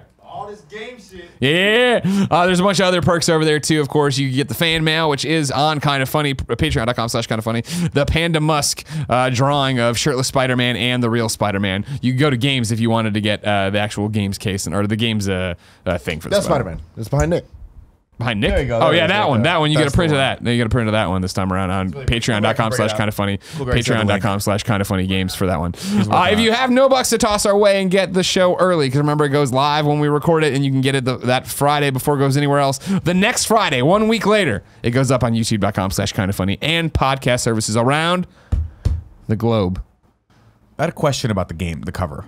Yeah, lay it on me. Are you signing that, or is that just the cover that we're getting when we're sending it out? We are. So what's the plan with that? Because I know we're giving away the imagery for free if you don't want to back us. Right now you can go to Patreon. If you're an audio listener, I'm holding up shirtless Spider-Man PS4 cover. If you have no idea what I'm talking about, you should check it out on YouTube or whatever, because there's a million places now to check it out. But we're printing off. You can go right now, print off your own, put it on whatever paper you want, use it for free. It's free. Patreon.com/kindoffunnygames. If you support us at the fan mail tier, right. You get the we'll whole print shebang. it on the really nice glossy paper, and I'll sign it as shirtless Spider-Man's. Oh, okay. And Well, we'll you mean send it to you. shirtless Spider-Man will sign it. No, shirtless Spider-Man's photographer me is signing it. Because if shirtless Spider-Man, signing it on his if behalf. shirtless Spider-Man signed the cover, you could reverse engineer the signature, find his family, murder them, just like Spider-Man 2. Okay. But no one would ever think to follow you home to see when you do engage with shirtless Spider-Man. No, they would. If anything, no, they wouldn't follow me home at all. It's amazing that as you're I can say this because I feel like this is a pretty accurate statement. As you're Mary Jane Watson. Yeah, that's true. It's weird that I have yet to be accosted because of your relationship with shirtless Spider-Man. You say that, but how many awkward conversations have you been in with people we would call villains that have cornered you to talk to you because they want to talk to me? Think about that. Think about that. Think about every E3. Every E3 conversation I've ever had. Kevin, no, don't take the RX bar. He's got the look in his eye that he wants more RX They're bars. very good, and that one's coconut chocolate. They are good. I'm not gonna lie. You know why they're good? Because they're not overly sweet. So they're very I filling. think they're good because I'm fat. Well, there's that too. Yeah. Yeah. Ladies and gentlemen, of course, we couldn't do the show without the help of Patreon supporters. So here they are. All the people who supported us on Patreon. Would you like me Thank to you. sing The one of scrolling So them? many names. names. So many names. Yes. Remember me. Which one is this? I went to beer? Patreon to I back believe you. it's the IPA. Okay, cool. my tea. Thank you. Yeah, that's definitely IPA because it's got the right coloring. We figured out the CO2 problem. I don't know. Did we? No. It just I mean, works. he proved that he didn't cause a problem. So the guy came while we were doing the show. Yes. So let's bring everybody up to speed. We have Okay. a kegerator. It's the best purchase we ever had. We love it. It's It's great. great. Barbecue is up there as best purchases. Also true. Barbecue Don't- needs a. okay. But can I throw this in there as a Here we side go, note? here we go. We got to get a new barbecue cover. It's time. We've been thinking about That it a one's. lot. That's the Didn't first know thing the people sun see would when do they so come much up the damage. thing. and they go, "What is going on with this dime store of a fucking business?" Well, then It's they like- got the it's- blue tarps with these like fucking moldy ass. That is a funny story, though. That is, hey, what's under the blue tarps? Nobody oh, ever funny asks. story. Nobody ever asks. Everyone always asks. No. They never ask. They but then walk in, they see the LaCroix room, and I have to explain, you and walk we go, past, "That's what's our thing." LaCroix? But when they walk in and they see the barbecue with its faded, I mean, the cover is white at this point. Yeah, I it know. was I don't black. understand. It And was it's- black. Well, It's it's sunlight. Sunlight does that. somehow quickly? has a gigantic tear in it. It does have a tear in it. And we don't know how that happened. The It is the sunlight- most Wind. trash. I know it's the exactly most how that happened. WT How did it thing I've happen? seen How in did a the tear long get time. put into We the were putting barbecue on the cover? damn thing, and it tore on a corner because Gotcha. the sunlight has made it just Gotcha. Brittle. brittle. Brittle. Can we order a new one of those? Yeah. Gracias. Do that. Speaking Now- of tears, this reminds me of a story that got brought up this weekend at a wedding I was at with one Alfredo Diaz Pants? and Jackie Somebody's Butler. pants? Somebody's underwear. A couple months ago, I went down to Austin to do some Rooster Teeth stuff, and they were like, "Oh, do you want a hotel?" And I'm like, "No, I want to stay with Alfredo. It's been way too long." And Alfredo's like, "Cool. We just moved into an apartment, so we don't have a couch or anything. We're gonna get an air mattress." So they got an air mattress. Yeah. And I was sleeping on the air mattress, and then as we were in there speaking to each other from different rooms, Bump and grind. of course, he's just like, "Fuck, bring the air mattress in here. We're doing a slumber party. We're talking all night." I'm like, "Fuck yeah, we are." And so me and Alfredo take the air mattress. Yeah, I was gonna say, what's Jackie's interpretation of all She this? was super in. She was just like, "We're slumber party," and then so we like start to bring the air mattress into their fucking room. It catches on one of the door things and just straight pops. Oh and so then I just was. No, then you laying- slept in the bed with Jackie and and the next Alfredo. thing you know, no, I just slept. I did put it next to him, and it was kind of just like a sheet on their thing. Do they not have one of the little clear plastic like it's like tape? Repair kits. Yeah. Yeah, I know. It's easy to repair, Tim. Kevin, stop and think about this. It was me and Alfredo. Yeah, you guys it wasn't are me and numbskulls. you. So I used to sleep near over my buddy Stu's house, and I sleep underneath his bed, and it was always like very. Wait, real quick. How high is his bed? His bed was like. Are we talking like a loft bed? It was. Is that what it's called? It was like maybe a good 4 feet, like 3 feet off the That's a ground. loft bed, yeah. Okay, So it had okay. like stuff underneath it that you could put like drawers and shit. Sure, So sure. I would sleep underneath that, and then his drum set was always right here. So I would be in this little tiny nook, and we would stay up all night. But we used to go and get super high, and then come back and then eat all of his mom's caramel flavored rice Cakes? crackers. Yeah, Okay. cakes, the little Yeah, things. yeah. Man, and then she got super pissed because she was like, "What the fuck keeps happening to all of our rice cakes?" Yeah. And I'm like, "The munchies. That's what keeps happening to You them." didn't say that to her Those though. are- No, I was You terrified. had to of her. hide of it. Yeah, yeah, His yeah. mom was like very tall. I think now that we are not adults, right? But now that we We're not are adults. older people who have to make money and then spend it on things, Yeah. I think about how stupid we were as children eating people's food. Because I remember when my friend Mike Boylan, his family at some fundraiser bought all this beef jerky, and it was like high quality beef jerky. They're like sticks, like Slim Jims, Sure. but high quality Love ones. And they had like, turkey and beef and all that stuff, and they were fucking amazing. And I remember them bringing them and us like being on a mission to basically eat them all in this one sleepover. And we did a really good job. Where I remember like the one we all liked was out, you know what I mean, by the second Amityville Horror or whatever the hell we were watching. But then you think back of like That was this $87 high-end beef jerky that Yeah. they're getting, and these fucking monsters are coming out of the basement, hopped up on Dr. Pepper, eating these things. Listen, I think that's just what you have to understand you're getting yourself into when you have a kid. Is that you're going to be broke the rest of your life, and they're going to always eat the food that you want to eat. Sure. And you can't say anything, and you can't beat them anymore because it's not the 80s. So I guess just that's what you true. get No, to. there's some good points there. I There was a was time. so fat as a child, and I never stopped eating. And I can't imagine how shocking and traumatizing it was to both my mom's psyche and her wallet to see a young Nick just ballooning up and wanting more and more Twinkies. I just feel like somebody should have stopped us at some point. They should have. and said things to us. I remember when Mom used to come Yeah. home with lunch meat for the next week. She'd go shopping, Saturday. Can I or come something. back with you? Yeah. Oh, you can come back anywhere you Come want back to. there. Come on. Okay. That's why I detached. This is a fun show. You know what I mean? But she'd come home with the roast beef or whatever. And like no sooner is that shit in the fridge, am I in there Saturday at 11 a.m. like rolling it up and eating it slice by slice. You know what I mean? Yeah. Or they got the little rolls I like, and I'm making little roast beef sandwiches. Oh man, we used to. Yeah, I mean, I never stopped eating, and I think I actually spoke with my mom about this one Yeah. time, and not accusationally, but I was like, Hey, you yeah, fucked you up know, my like life, now Alina. that I'm a little healthier, it's just interesting to go back and look I and need like to blame someone. I so. just Yep. yeah, I was Yep. I'm basically like I kind of jokingly was like where's the blame gonna go on this? And she's like, I don't know that I don't think you're remembering that correctly. And I'm like, what are you talking about? She goes, I tried so many times to stop you. and you just would not listen to me. Yeah. And she's like, I can't physically take the food out of your mouth. And I'm like, that's true. But also, you did not have to cook for 18 people. Yeah. And I was always like, you would always cook so much. She's like, you understand we were on a budget. That food was supposed to last like 3 days, and you and your fat fucking brother would eat it in a night, and then I would be fucking screwed. Like my mom was like, I would cook so that we'd have leftovers for 2 days, so we wouldn't have to fucking cook every day. Funny. And That's I was awesome. like, oh. And she's like, and I would be like, you know, I mean, my mom was like, never like, don't eat. She would always be like, you want a second? She was always very giving when it comes to that. But she was like, when I cooked the meatloaf, it was supposed to last 3 days. Yeah. You and your brother would go back at 10 o'clock at night, and I was like, well, we were high, and you would just eat the whole meatloaf, and it was not cool. That's like a revelation. I can only imagine like you sitting there and getting that information. It was interesting. I mean, it's very fascinating to go back and look because I mean, you're right.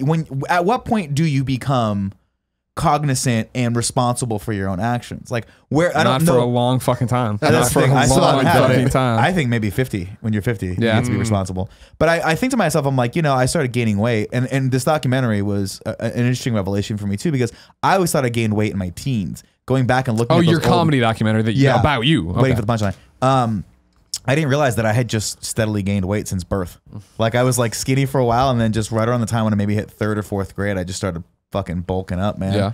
Just prepping for a football game I'd never Gonna play. You're never gonna play it. Wow. That's hilarious. The only time anyone ever got mad at me and my brother for like excessively eating things we weren't supposed to be, my grandma that used to live downstairs got so mad at us one day after months of doing this, where she's like, you guys need to stop eating all of the sugar cubes that I'm putting out. Sure. This shit is for coffee. Yeah. This shit is for tea, maybe. Also- this is not to consume. I used to do that. Why are you yeah. eating these Because sugar they were cubes? good, So bro. do you, I mean, like, They're fun to eat. what I think back to is the dumb things we all did as a kid, and like at what point it was like what you're talking about with your mom. Of your parents were just like, whatever.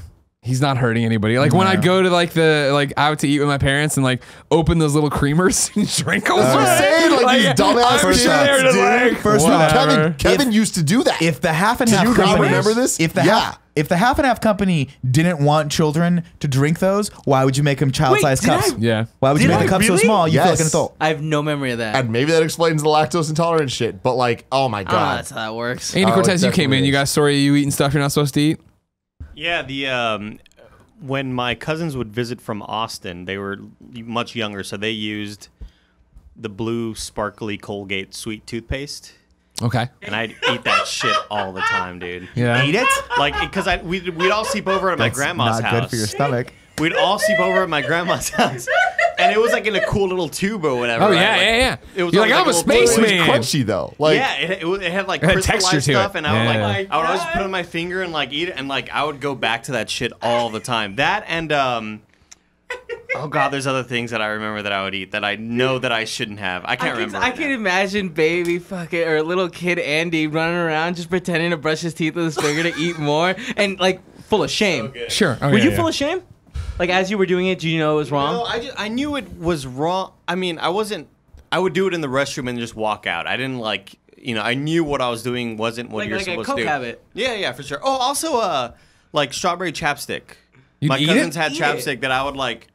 I wouldn't bite or crunch on it or whatever, but I'd Put it like. on and give it some licks. Isn't that weird though? Like, Catch you a little bit. But like that's because when you were young, you were probably like, I like sweet things, and isn't it weird that every product that was put in front of you was sweet? Yeah. And so now you're like, yeah, I don't actually like keep eating candy now because when I was a kid, every fucking thing had sugar in it, including probably the lip balm that was going into my mouth. what's the weirdest thing you guys ate that you knew you weren't supposed to be when eating? I was a kid, I used to look forward every Sunday. I've told the story before, but I'll tell it again because why the fuck not?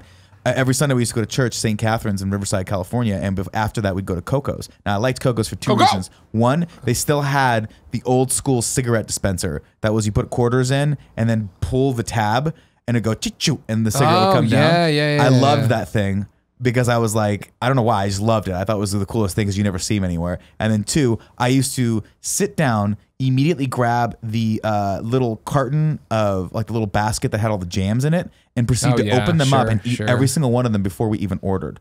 To the point that if you got toast, you'd have to embarrassingly ask for another basket of jam and have the waitress look at you mystified. What the fuck happened to the 7,000 calories of sugar jam that was on the table and just see my fat ass. Your eyes are completely dilated. I'm gonna go smoke some cigarettes. I got a fucking weird one. Yeah? Y'all are gonna be like, what was wrong with you? Please tell me it has some. No, never mind. Go ahead. What is it? Jesus, Nick. What? I don't know where you're gonna go What? with that. So in elementary school, my school didn't allow backpacks. I don't know why. I think it was Fuck like life. some weird fucking like hippie ass shit of like we don't want the kids carrying stuff. They don't need to They're carry. bags. They're fine. Scoliosis. In San Francisco. So Fucking yeah, totally San Francisco bullshit. But so because of that, they gave us these folders that we would carry all of our papers in. Not even binders, just paper folders. And I'll never forget. There was one day I was probably in first grade. Wait, did you eat these folders? You ate a fucking folder? And I pulled a little bit off the corner. And I was just like, I was going to eat this. I think that has a name. I think it's a thing. So I There- that's a- did. that's a I thing. was just kind of chewing on it because like it was a little bit puffy. Yeah. And I was like, I bet this chews well. So I started chewing it. And then by the end of the a Folder's couple gone. months later, my teacher called me out because like my thing, it was more gone than it was there. Oh wow! So you went deep on this. I just thing. went Swallowing deep. it. Yeah, dude. Oh, okay, 'cause Yeah, dude. I was going in. I would chew the fuck out of like cardboard paper and folders and stuff just because I love the way it felt, but I wouldn't swallow it. I would Spit Wait, what? Yeah. like a baseball player. Like I straight up ate this folder. You fucking chew on your to skinny this ass day, kid. still one of your Too? favorite foods. Chew my what? On your blanket when you were a little kid? Yeah, that's I the don't think thing you though. ate it. We met someone recently. You like suckling. Amy Johnson was talking about that. I was just chewing on it though. Yeah. Yeah, People, I kids don't do that sometimes. I always don't. bite my shirt. You bite Yeah. your shirt. I would always That was- bite my shirt. But you're and not chew it. eating it. I didn't do that, but a lot of sometimes. kids, and that's why when you see kids, they have like those it's really fucked up here. Golden Yeah, it's shit. nasty as shit, and it smells like just breath. Oh man, we were talking. Oh god. I don't have a good thing I ate that I'm not supposed to eat thing. But I do have what we're talking about in terms of like just let them do it. Your parents just like throwing their hands up because I distinctly remember this, and the fact that I'll give you the information of why this is probably a shameful story is that I remember it. And I remember maybe I remember it in a way that I was too old to do this, but also that my mom let me do it, thus telling you I had like real teeth or whatever. But we had Market Day at home. Is Market Day a thing that everybody has? Do you know if I said Market Day? But back in at St. Pat's, there'd be this thing called Market Day where basically similar to the Scholastic Book Fair, you'd bring home this like thing of basically before Costco, like they're getting a wholesale run of food or whatever through this thing called Market Day. It wasn't like just a thing. And parents would check off what they want. You turn it back in. Then one day, I don't know, every quarter of that month or whatever, there'd be like all this food stuff delivered that you would take home or whatever, or for your parents, or they'd come and get you or whatever. And I remember they used to get these vacuum sealed steaks or whatever, but not like high end steaks, obviously, but like these are vacuum sealed steaks that were just easy that you would freeze and then cook or whatever. And they'd be an easy thing between like my parents switching off, taking care of me or whatever. And all right, here's your dinner or whatever. And I remember one day, we're in my original house. So it's pre 5th grade. So maybe second grade, maybe third grade. But again, I remember this pretty clearly where I was watching cartoons or whatever, Batman the Animated Series or whatever. Mom was going to make me one of those. And she came out with it in the fork and knife. And I was like, do you mind? Do you mind, Mom, going back in there and putting down the fork and knife? I want to act like a wolf and eat that. I've heard this story before. And Jamie Kennedy's like, all right, and went in and put it down, and she came out, and I was like hiding somewhere, and she put it down. She go, okay, Wolfie, here's your food. And she left, and I like crawled over there, like, ah. But I ate it more like a raccoon than a wolf because I'm using my hand. But again, I wasn't cutting my hey, can I eat this entire steak with no utensils? Like, so it wasn't like I was small enough where you had to worry about me. I was cutting my own food and stuff. But there I was, just gnawing on the steak, watching Batman or Animaniacs or something. Nick's look at you that entire time. No, because what I think is this. What I think is, I mean, I only have the frame of reference of Elena Scarpino, Mama Scarpino. And my mother was, to say that she was draconian in her, Her rule of the house. rule of the house would be accurate. Okay, I would think. okay. That's accurate. If I asked her to do that, I don't even know what the response would be. But Matt would have just come out and beat your good. ass, yeah. Well, that's the other thing too, is I had an older brother. Yeah, so yeah. if Matt saw me doing that, holy mother of fuck, he would never let me live that down. He would have come out and kicked the shit out of me, first off, and then he would still I'll to this treat day you like tell a the wolf. story. Oh my god, that's the thing is like I grew up with the older brother, so I I have that feeling of shame that he's helped instill in me. Sure. So I never really did anything crazy like that, because if I did, it was always like I would just look over, my brother would just shake his head and smile like, thank you for this gift. Thank you for giving me this gift of beating your ass for this later. And that's how that used to work. Yeah. No fucking way my mom would have let me do that. No way. She probably would have backhanded me too. Wow. I know what it means. I know little fucking, the Catholic protection. It's God's will. Okay. So many different sound effects for the same. I know, for the same thing, and it just kept coming. You know what I mean? And that first one didn't sound correct. No, it sounded a little swishy. Yeah, a little wet. Thank you to our Patreon producers, Warren Moore and Tom Bach. You, of course, are fantastic as well. And yes, if you are listening, that does mean, in fact, we were not even into the topics yet. Nope. Cool. Can I get a water from you? What? Thanks. Glass? Yeah, sorry, that's glass. Glass thing's just halfway. That was off. my bad this morning. People get bent out of shape by that shit all the time. You seen the Gamescast comments recently that my Switch was hanging off by? Like, you're a fucking madman. It's fine. Greg. My Switch can take anything. No, it can't. Yeah, Yes, it can. It fell over at fucking PAX. I've been meaning to tweet this, and I really should. It's just like we are all living on borrowed time until mid-September. I know, right? Like, we're all fucking around, and like it'll happen the day before the online service we launches gotta that we all fucking fuck up treat our yeah. Switches with the utmost care for the next month. Oh my god. No, next 2 weeks. Mere or so. days. Wait, why is this? What's happening? There's no cloud save, so if my Switch broke, it's all Your gone. saves are gone. Well, that would suck, but also be liberating. Yeah, kind of cool, Greg. From the back of the house, you have a question from the Kind of Funny Press Pool.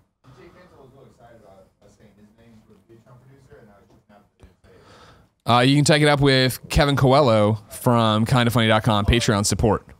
Oh, hold on. Kevin Coelho is coming here. What's up, dude? We're still doing last month's. There you so go. it's 4. It's a month behind. Yeah, no, it's 1 week behind. Okay. Maybe 2 weeks behind. And what I'd like to call out is that since you apparently lost your shit in the chat, DJ Kento, we're pushing you back an entire month.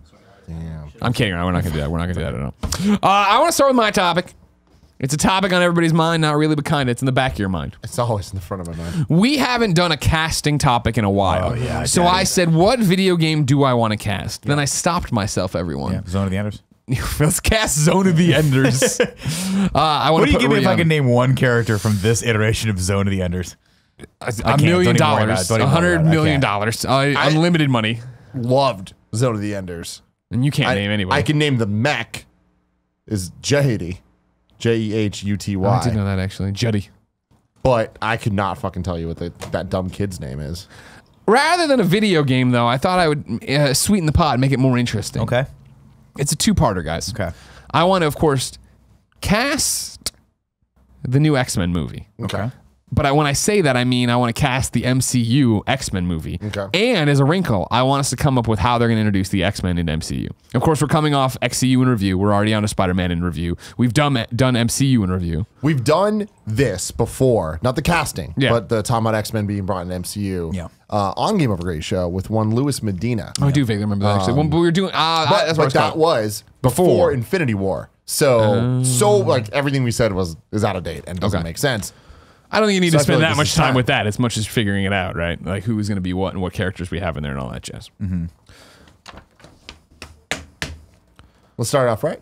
We gotta start. We gotta get there. Do we need a list of characters? Here's the thing. Let's I do a list feel of like this characters. conversation is kind of a mix of the part 1 and part 2 in together, because who is in the next X-Men movie? Exactly. I feel like that's a big question that is actually more part 2 than it is part 1. Correct? Here's my question for you.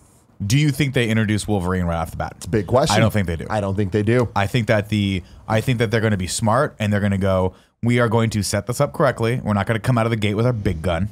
We are going to do the characters Slow that burn. people care about, but aren't necessarily the top tier X-Men. But even then, what does that mean? I'm thinking right now, Cyclops for me is I think you got to have the core group. Cyclops, So Jean yes, Grey. top tier. Top So tier. we're not I'm sorry, first-classing this top thing. tier as far as Core. as far as comic books are concerned. Mid tier as far as the movies are concerned, because nobody gave a shit about Cyclops. That's where my brain went. But yes, Cyclops top tier. I would say you got to have Cyclops, Jean, and maybe Storm is the new character in the first one. I think the first movie needs to be doing justice to the characters that have been fucked for the last 2 decades. Okay, so I guess then the next question, I would say you can't because those guys are so current right now. We're going to get one more movie with those guys in it. My argument to that, Yeah. Spider-Man, right? Yeah, amazing Spider-Man. Tom Holland, like did what I'm saying, which is we're gonna do justice to this character that has been fucked over so much. I would like for that. Like, and you know, the sad thing is, like, I think of Storm, for instance, right? And I think the actress's name that played Storm this last time was Alexandra Shipp or something like that. I really like her. Yeah, I thought she's cool. She has the look. I saw her in Love, Simon. I'm like, this actor has chops. She could totally do this. Having said that, I want them to completely do away with all of those people and start over. And I would love it. I would fucking love it if they did what they're doing with Spider-Man, which is aging them down and making them. Let's do another one in the 80s and maybe start telling that story in the 80s. I would say, yeah, I mean, I don't want them to be introduced like, hey, this is a brand new thing. I'd like them to come up with some creative way of saying, like, the X-Men have always existed. We just don't really know about them. Like, we haven't interacted with them. That's how you start screwing up the MCU, the existing MCU, and like we don't. Well, they've already screwed up the existing MCU because there's no mutants in this world. Well, and all the things that are supposed to be mutants are called enhanced, and that's totally stupid. So the miracles. The what? The miracles. The miracles. Yeah, that's right. what they're called. Yeah, my thing is, I like the idea of the mutants being a brand new thing. I like the idea of it being a modern take where it is 2018 and whatever, Avengers 4, I don't know what's going to happen, but like as a result of taking back the snap, this new gene is introduced into the world and that we are now seeing it kind of be opened up in different people and like dealing with it from the beginning. If we get another Magneto origin story, it being the Holocaust thing, I think that's going to be a disservice to the. It's true because it is hard to. You would have had to integrate those in. Like that's the problem. Is like the X-Men should have been an integral part of the Marvel universe at this point. They should have been. But with the undoing the snap or whatever they're going to do with that gives the chance to do that, right? Like, here's my question I have as we worry about what's going to happen in the next Avengers. BTW Tim too. Since you're Mr. Everything, when do you think we see Avengers 4 trailer? I think about this way too fucking often because it's close-ish. Well, the thing is, Captain Marvel is the weird X We haven't factor. seen that trailer yet, right? No. And by when's that coming out? Around the time Black Panther came out last year. Okay. Which by this time we'd seen a lot of Black Panther. So it's interesting that we haven't seen shit from Captain Marvel yet. Yeah. It's obviously all part of the plan. I really wonder what they're going to do with Avengers 4. This is getting a little bit too ideal, perfect situation. I talked to you about this, Nick, but how fucking cool would it be if Avengers 4, we get the title, like as a tease maybe at the end of Captain America. I don't know. Or Captain Marvel. But how cool would it be if any trailer we see doesn't show any new footage of Avengers 4? It's just stuff from Avengers Infinity 3? War stuff, and it's all just hype, and it's all just MCU Studios, like, back hype, because everybody fucking knows. Right? I think you have to, for Avengers 4, I like that a lot. I'd love them to do that, but I think they have to give us a taste. And what I would think the taste would be, because we've talked about this before in private with the rumors, and you've heard the rumor, right, is that a lot of time's passed. It's not picking up right away. Years have passed since the snap, right? I think if you did that where you're even open, it's just, you know, a slow pan out of the TV or whatever, where they're doing, it's the 5-year anniversary of the snap and everybody's like putting those lanterns into the sky or whatever the hell they're doing for memorial services around the globe. And then you do like the pan of like into whatever the Avengers HQ is now. And it's like that concept art we've seen of them all in kind of like matching uniforms. And it is like Tony being like, I've got a plan. I figured it out. You know what I mean? And then it is all the old footage. And it's just a VO from Tony Stark being like, we can go back. We can stop it from happening. We can do this. I don't know what you're talking about of them in matching uniforms. Remember how this thing got leaked? It's the first Avengers concept art, and it was concept art of like Hulk in like blue pants. And so it was like a painting. Something like that. Interesting. My other question is, and this pertains now to how we would introduce X-Men. What do you guys think? And I don't know if I have a strong. Do you think people are going to remember the snap? Are they going to undo it to a point that no one remembers? They all got blinked out of existence. Do they come back with some knowledge that they were gone? If we're 5 years in the future, are we rewinding it back to when the snap happened and picking it from there? I think it really depends on what they do with the Soul Stone stuff. Like, it really depends on... Because that's the rumor, right? That they're not dead. They're all in the Soul Stone. And it depends on if that's canon or not. And, like, if that ends up happening and how the time travel and all that shit works. Yeah. Because, in my opinion, in a perfect world, it's not time travel in a way of, like, oh, we go back and everything's fixed and we don't fucking know. It's time travel in the sense of they go back and everybody remembers everything. Everybody? What's up? You want everyone? Usually it's only the person that's traveling. Like Wolverine in Days of Future Past. Yeah.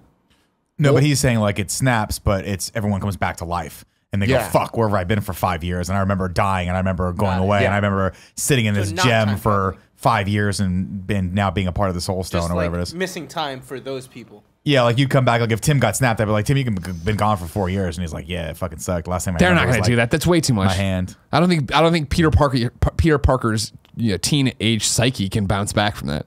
If I was in fucking limbo for 5 years, I mean, you wouldn't know. You just be like, wow, it's cool. I'm back. It was like yesterday for me leaving. I thought you just said he would know. Maybe. I don't know. I mean, that's the. Sorry. Yeah, maybe they remember being in the Soul Stone, but maybe time works differently there, where it's limited day. Who knows? Have you guys discussed at all the title for the new Spider-Man movie? Far From Home. What? Spider-Man Far From Home? Yeah. It's interesting. It is. But I think it's more of him doing a world tour. They're kind of going thing, to right? London. It's like they're at least what they've been saying is that maybe it's it is. not like we're in a magic dimension. It's we're in London. Who knows what they're actually do? Yeah. I wonder if anyone. I wonder if they'll broach the topic at all of. We've been living in this world for 5 years where half the inhabitants are gone. Do you think anyone in the world's like, it's kind of better?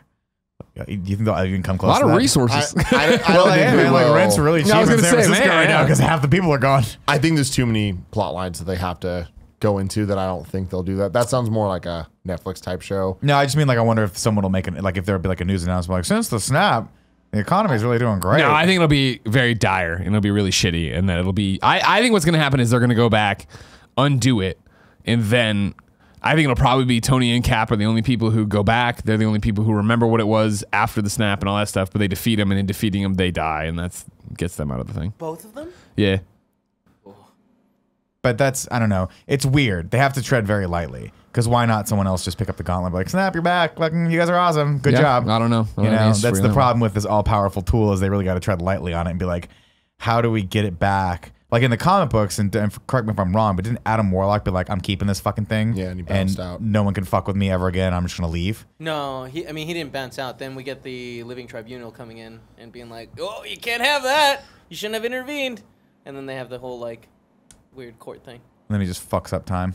Is that an Infinity Gauntlet? No, that's immediately after Infinity Gauntlet. Okay. I mean, at the end of Infinity Gauntlet, he is like, all right, well, this is mine now. Yeah, I'll see you later. But then, the Living Tribunal, the three-faced dude. You know what I'm talking Yeah, it'll be interesting. Like, they have to treat this like this gauntlet can't keep coming back up, right? Yeah. So you can't be like, cool. I think this thing is You think it's here to stay. destroyed by the end of But you can't Infinity destroy War. the Infinity Stones. Or right? the stones are interesting. I feel like they might be like imbued into people or some shit. I think they're gonna get rid of the idea of the stones. idea and of the gauntlet. stones They have going to, forward. Yeah, because this has been too big. They can't do an Infinity Gauntlet 2, where it'd just be too crazy. But I mean, that does beg the question: like, what do they build up to next? Scrolls. The Dead Sea Scrolls. No, Scrolls. Skrulls. Oh, the Yeah. Skrull Kree invasion. Yeah, that's probably smart. I think it'd be cool if they jump from this, they finish it up, it looks good, and probably don't get a teaser. Maybe get a tease in this, but like, cool, everybody's back, but some people aren't back. Some people are back, are actual Skrulls in disguise, and that's. See, my thing is, I really, if there's anybody that can make it a good storyline, it is Marvel Studios. I really hope Skrulls isn't the next thing because what do you want to see, or do you want to see is X-Men the key to I that? hope it's building all this stuff up and going from there, and the new Avengers and whatever with Black Panther and Spider-Man and all that, and we'll see who's left of the core Avengers and how they handle that. But the Skrulls to me is almost as wishy-washy and scary of a concept as time travel, where it's like, and especially if you had time travel and Skrulls, of like, well, Hawkeye wasn't actually Hawkeye. He was a Skrull since this movie or whatever. It's like, it starts getting way too comic booky in a bad way. Okay. And I think Marvel's done a very good job of taking the comic book aspects and making it a movie thing. Captain Marvel, not a Skrull, maybe a Skrull. Which the original Captain he's Marvel. a Kree, right? He's a Kree. Okay. Yeah. So it's but Could that's have a Kree agent that's been sleeper on Earth, and then that's how that worked, right? So Captain Marvel might introduce all the Skrull stuff, but I almost doubt it. Like I think that they realize that that's going to open up too many issues potentially, and in being too confusing for the normal moviegoer that is not us. You know, like the fact that now Gia knows these characters, knows the villains, and like Curran and Shari and them know all of this shit. They can't fuck that up. You know what I mean? Like they need to make sure that they are keeping this all in a line that makes sense. And I feel like post Avengers 4 is going to be very tough to do that, depending on what direction they go with the reversing of the snap. They got to start building up to something, right? And that's gonna be the hard thing. The other thing to keep into consideration too is when they're getting the X-Men, they're also getting Silver Surfer, right? And they're also getting Galactus. Fantastic Four. And Galactus. Galactus could be would fucking be really fucking sick. Awesome Galactus if they would be built awesome. up to that. Like Yeah, a that'd real be Galactus, like the fucking, don't make him a cloud of shit out in the middle of space. Like make him an actual character with lines and shit. That'd be dope. Yeah, that'd be cool. It's just the problem then of just how do you got to introduce Silver Surfer. Well, no, but I mean differentiate him from Thanos. Stick with me. Just the fact that all right, so there's another big guy coming to eat the planet. Yeah, but I mean, I guess it's different. But it's terrifying. I think Doom's first. Oh fuck Like, yeah! Doom, I think makes them Doctor Doom. Yeah. So do you think? I mean, because I feel like undoing the snap. This is how I would do it too. In this is X-Men now and Fantastic Four, but undoing the snap does there's some. One of the stones explodes, whatever. I don't know what it is. They have to use something that sets off a thing, and yeah, it activates mutant genes in people. I think, and it could. I think I'd be awesome in what we're talking about. It like simultaneously they were running some space mission, right? And it does like cosmic wave them, and then that's how you get the Fantastic Four and shit like that. How do you though? And tie it all back to that in their independent movies, right? Like even even in the background of whatever's happening, like there's newspapers or a news headline of like whatever, you know, whatever the Richards Incorporated, you know what I mean? I don't know what you call the Fantastic Fours. Reed Richards and his friends are going to space for something, but it's like not that. Baxter building shit. So like, yeah, it's not that on the nose, but it's like you know, experimental space station, stupid millionaire sending up idiots. Like just do that, and then like their movie is, hey, we're getting ready to go up there, bomb, and then whatever happens on the Earth. With so much of this is legal bullshit, and where Kevin Feige has even talked about like where they're at right now, and he could be bullshitting everybody, but with the Disney Fox deal in its current state that we know of, I doubt we're seeing any ties to this future in Infinity War 2, whatever the fuck. But you don't need to see it directly, right? That's the whole thing. Is like it is, boom. Like I don't know. I'm thinking of a snap, but it's not. But you see it radiate through the Earth, right? Which Steve and Tony do whatever, it kills them, but it keeps everybody alive. But I mean, like you show that, and then yeah, in 5 years you're able to pick up and be like 5 years ago, and it is them on a spaceship. It is Charles Xavier working at a desk, and he gets bombed. You know what I mean? Yeah, but see, that's the thing though, because you're to do that, and I see what you're saying, and that's the most logical thing to do. But you're also basically destroying everything that makes X-Men, right? Like if Charles Xavier just now figures out that he's got this power. But stick with me. At what point does he go start a school for kids, and then like 20 years later we get the X-Men? Well, no, because I mean, don't get me wrong. You're very much in line with, I think, the problems of what I'm proposing. But if you did it where it was, we don't know what's happening, but we're gonna do this thing that we're theoretically one day gonna say made the X-Men, right? Boom, you do it, it happens, and then the X-Men movie is all right. 5 years ago, it's back, and it's Charles. He gets blasted, and he starts hearing it. He knows there's other people out there with mutant abilities that can't control him, but like we're ranking them up as enhanced when in reality, that's what I was gonna say. I was gonna think, what if they took this angle, which is mutants have always been around, but we've never really, they haven't hit the mainstream until now. Right? I hear you. I just feel like that's such bullshit. But there's not a ton of them. But the ones that we thought were enhanced are actually mutants. Like when you look at Scarlet Witch and Quicksilver and all these people. Well, they got experimented on in the MCU. But that's what I'm saying. What if they got experimented on because it activated their genes? It activated their gene, and that was the whole concept of it. They could easily explain that away, being like, "We're not enhanced. What are you talking about? Oh, we're not calling them that anymore." They're mutants, and that's my whole thing. All right, so it's like shit. We're on the same page here. Where I think, it would be Charles getting activated, realizing there's a problem. All these other enhanced whatever freaking out, not being able to control their powers, people turning on them, and then him for 5 years basically being like, they're not this, there's something else, we're all together, I'm building this school, I think I can train people, yada yada yada. I like that just because I feel like we've seen X-Men, that story done so much, not just in movies, but in like every media. And I think that we need to see a totally different take on what X-Men could be. Because Civil Rights Movement and all that stuff, like they even joke about it in Deadpool. It's like it's an outdated fucking thing. Metaphor like, for how do we update that? Like what could what could X-Men mean to a new generation via the MCU, right? And I think that I imagine that's how they're looking at it. I imagine they're like, there's now been literally 2 decades of movies that the only good thing about them is Magneto and Professor X's relationship, right? How do we move past that? Like, how do we make these characters relevant to a new generation of people in the same way Iron Man went from nothing to something, right?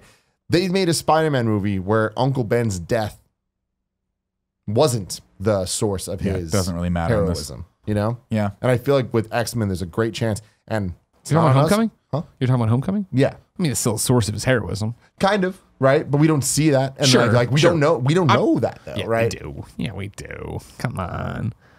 I mean, they don't explicitly say it, right? It's not I necessarily. mean, this whole tied thing into when his you have the, motivation. powers I have and the bad things happen and you don't stop them. But my thing there is like it's. But in this case, it's I would not say- the story of him going out to be a wrestler and like doing this and like not. And I not would say he wants to stopping be more all like things. Iron Man than he does want to be like Exactly. Uncle Ben, right? Like Iron Man's kind of his inspiration. Sure, and but I mentor. still think his. I mean, Sure. and granted, I'm sure that's this his is fun. trigger, but Yeah, I'm his- saying like okay. he doesn't really make any mention to it except for one time. Yeah. in the Well, it's movie. because we all know great power, great And in responsibility. We don't need to fucking hear the that. Tobey Maguire movies, it was every goddamn time he dozed off. Uncle Ben was there. Peter, why I guess did my you point save me, is- Peter? If the next Spider-Man movie builds up more of a backstory for Peter, and we find out that Uncle Ben's death, maybe Uncle Ben's not even like who knows? Like there's hints in Homecoming that it happened, but maybe something different happened. I feel like that doesn't affect his character at all because he has the Iron Man character, and I think that is such a good take on let's take what matters about Spider-Man, but do it So differently. here's do it what more I would modern. say then for the X-Men, and it's in line with what we're saying right now, right? We need a different take. We know stuff. They're activated. They're hated, right? And it's They've got to be hated, yeah. We don't have to dial it way back to the civil rights movement, right? It's similar to everything that's happening right now, right? Imagine like Muslim bans and everything else. There's a president in the office who wants all these people who are making trouble, in quotes, but really can't control their powers, right? And you have the sit-ins on college campuses and the fucking police walking by, pepper spraying everybody. Like you could use all that right now with current turmoil to use it over here for the X-Men. And I think that is the way to handle this. It'll be interesting though because they're going to have to build that up. I mean, it's easy to build up, but the question is like if you introduce mutants into this world right now, do they have the same impact now that all of these superheroes are established and all these people can do all these amazing things? Like, would it really be that bad if we're like, oh, that guy can run really fast? Well, the difference We've is already seen all these characters. The be difference is amazing. it's the control and like we've seen this in Civil War and everything with them trying to like have the government intervene. But so far, the people with superpowers are all either former government agents or people that are super smart and whatever. with the exception of the god that comes from space, Thor. Well, there's that type of stuff. But here, these are literally normal humans. Yeah. Who one day that like fucking open their eyes and shoot rocks at their eyes. It's the super geniuses, but it's also the shithead kids. Yeah. And I think that's the difference of the fear of this is now happening to everybody. There's a problem. Whereas and that's the thing they always face in the comics too, of like, Sure. why are Avengers treated one way and X-Men treated another? But Yeah. it is literally we're all humans, but there's something different about you. It's the fear of the unknown. I see that. I like this. Do you see them introducing an old Professor X, or do you No. think he's? I think he's. Yeah, I think mid-30s? it's more like James McAvoy. Do you think they do the bald thing? Way It'd be down so the lovely line, if they just maybe, gave but it- I don't just know. Let it go. Don't do the bald Yeah, thing. I don't know. Probably not. I mean, I really want to see a straight up shakeup of the X-Men. Like he's Straight not in the a fuck wheelchair up. either. There are certain things we need, and That I would be think interesting. Professor X and Magneto are those things. Like those have to be there in the core cast. Maybe switch out a couple people, but like I feel like you need those elements, but change them up. And I know that like just changing up little things like race isn't the biggest deal, but I wouldn't be surprised to see a black Professor X. Like just to say we're in a different world. In the same way, Homecoming, it's like Zendaya, is she Mary Jane? Is she not? It doesn't matter. She's the new version. Yeah, we've already got Mary Jane. We've already seen Gwen Stacy. We don't really necessarily need to see. We don't need to see the comic book equivalent adaptation to these characters. We can play around with them. And I guess my point is, I just want to say this before I get ripped apart. It's, I'm not just saying making them black makes them different. I'm just saying you're like, saying you want. it doesn't need to be a No, but you can bald white open it dude. up. I feel the X-Men you're going to see are going to be drastically different. I don't think I keep half jokingly saying putting Laura Kinney out as Wolverine, right, and doing all new Wolverine, and I still think they might do that and could do that. And then what it would be is a great hook. Well, we get it backstory of like it's a 22-year-old Laura, right, and she's got the claws, and people are like, "Oh, how did you get this?" And she's like, "I'm actually a clone, but I don't want to get in." You know what I mean? Like there was a Logan, and he was what people called an enhanced, and they did figure out how to kill him in quotes. And like years and 3 movies in, you can do old man Logan and have him come back and not be Hugh Jackman, but maybe be Hugh Jackman, and like you know what I mean? Do all this cool shit with it. It'd be interesting though. I my gut tells me they're going to go with a more traditional Wolverine because he's so popular and because they haven't done him. Well, right that's yet. why I think you're crazy if you don't think they're putting him in the first movie when they finally can. I would think they're gonna tease it, but I feel like that's going to be a gigantic like let's build some steam and then knock us out of the fucking park with whoever the new Wolverine is. You can't put him in the first movie. Even as like the enemy, even at the like, what if it was just they're hunting Weapon X? I think that's too similar to the Apocalypse cameo of Wolverine of just like, oh, we're just putting this in here just to put it in here. I think for them to do the X-Men world justice and to build out a franchise, not just, oh, we have the rights, we get to make the cool movie. Like that sounds like the cool X-Men movie, right? They need to have an Iron Man 1 before they have the Avengers. But I also think and I agree with that. And I'm just saying, as far as recasting the Wolverine as a total different character, I think what they're staring down the barrel of is they're about to lose all their big stars. And I think they're about to lose all their, by that I mean all their characters, like Captain America and Iron Man aren't going to be the same character anymore beyond this. There's no way that they're going to be like, cool, Robert Downey Jr. Died. Let's cast a guy that kind of looks like Robert Downey Jr. or do facial reconstruction stuff. They're going to bring someone else totally in. Like in the comic books, it's a girl, right? Right now. Well, it was for a while now. I mean, he's back. Well, I assume that at some point they're going to shake that up. So why not? Let's shake it up over there, but let's bring in the Wolverine for the next 10 years and then give ourselves the latitude of recasting that later. I understand you're making the Spider-Man analogy of obviously 3 reboots, right? Or like in our lifetime, or 3 versions in our lifetime.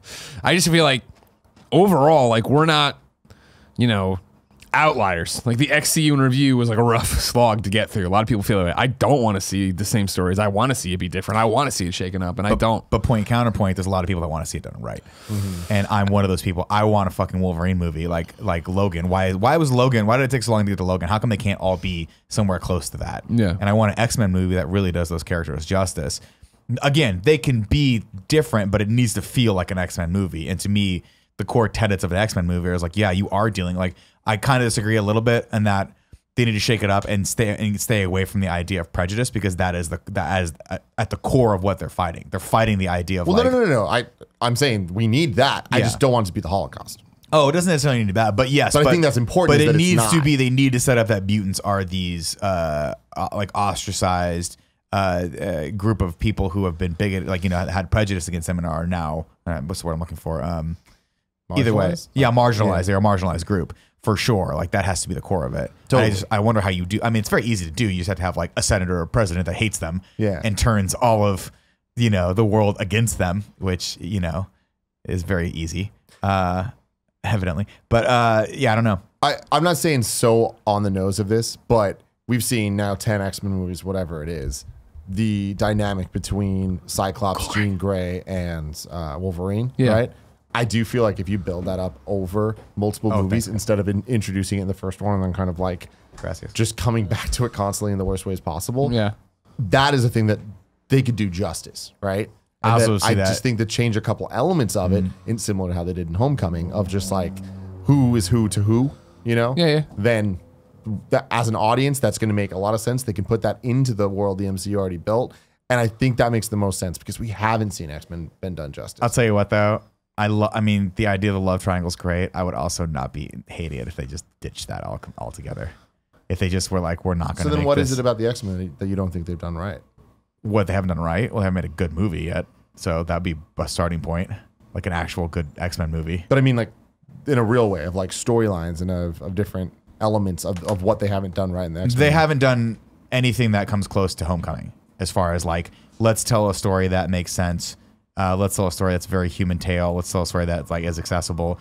For the most part, it's just been these weird cobbled together movies. What about Logan? Are we just not including? I mean, Logan, just for the comments. Logan, I loved, and I thought they really knocked it out of the park there. But they haven't done more of that. But that's what I'm saying. That's why it's like you saying you don't necessarily want the love triangle. I'm saying I think the love triangle is necessary because it's. X-Men is all about the characters interacting with each other and having character development. And that leads into things like the Dark Phoenix saga meaning something. Right. Otherwise, what is X-Men? I guess for me, I've always seen the Wolverine character, and then we'll get to the casting in a second, but I've always seen the Wolverine character as a bit older, and I always looked at sort of like I would love to see the Scott and Jean characters be young.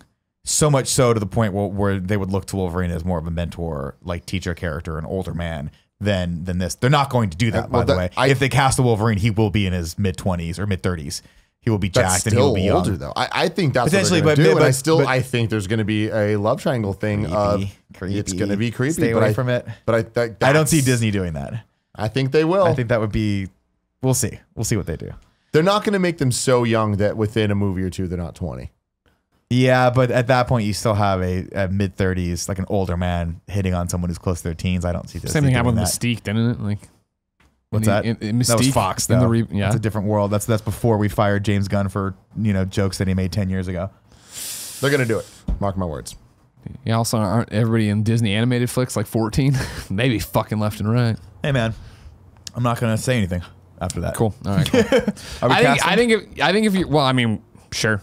We're bopping around where we don't even have we don't even know where we are. We're not even agreed on where we are. We're not a team, we're a time bomb.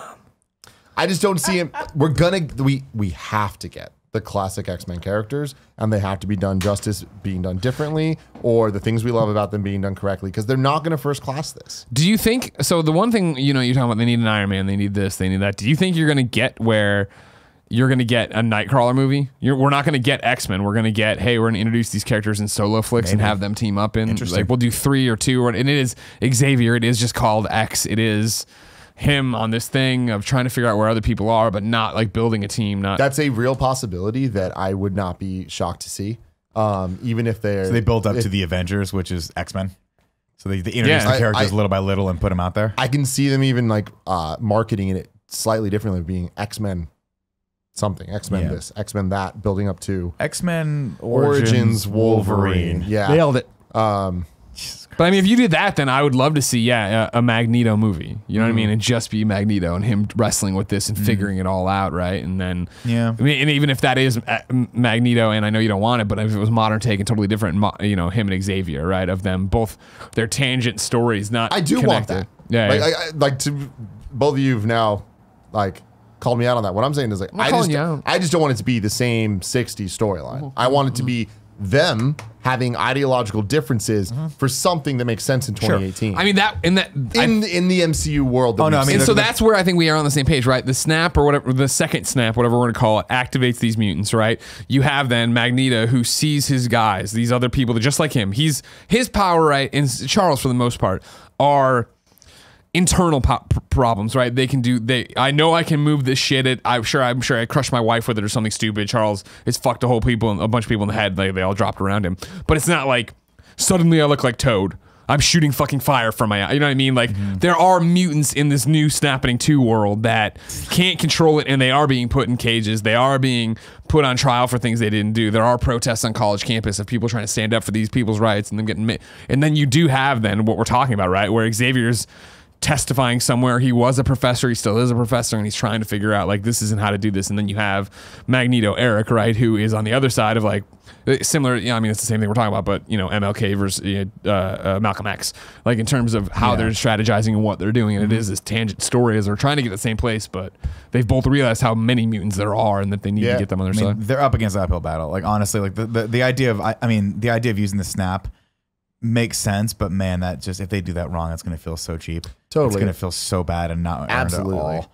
Yeah. And like to me, if someone was like, "Hey, someone snaps fingers," but I don't know, I want a more organic reason to introduce these characters into the world. Like to me, they need to have been there for a while. See, that's my problem. I hear you, and unless they do whatever they do to undo everything, retcons a whole bunch of stuff, so we're used to seeing mutants. I just don't buy it that 10% of human population is mutants, and we've never seen them all fuck it all up. Theory is that Professor X has been using his powers to block people from realizing there's mutants. That would be, again, not great. I think it's even more lame. But at the same time, here's why I don't like the idea of retconning stuff with Excuse me, Nick Scarpino, why don't you like retconning stuff? Because it makes everything that came before it null and void, and that makes it feel cheap. That's like everything we've built doesn't matter anymore, and I don't like that. I don't like someone telling me that. I get why they would do it, and I'm not going to be like, oh, I'm not watching any more Marvel movies. But the idea of everything like, hey, we're going to change everything now for the direction of that feels not right to me. Is that retconning though? Like that's not. Well, if you were to go back and say, well, fair, depending on the point where they go back and change stuff. What you're saying would be retconning of adding them that they've been there the whole time. Fair. But weren't you saying that's one of the theories that Professor X has been blocking? That's retconning. Yeah. Okay. No, retconning would be like, hey, we snapped. We're going back 20 years, and Iron Man never existed, and we're changing everything. That would be a retcon. I don't think adding elements is just adding new story elements. Like there are Captain Marvel's been there the whole time. We didn't know until 2 movies ago. That's not retconning. We just introduced new characters. Yeah. But isn't that what retconning means? Like retroactively changing continuity.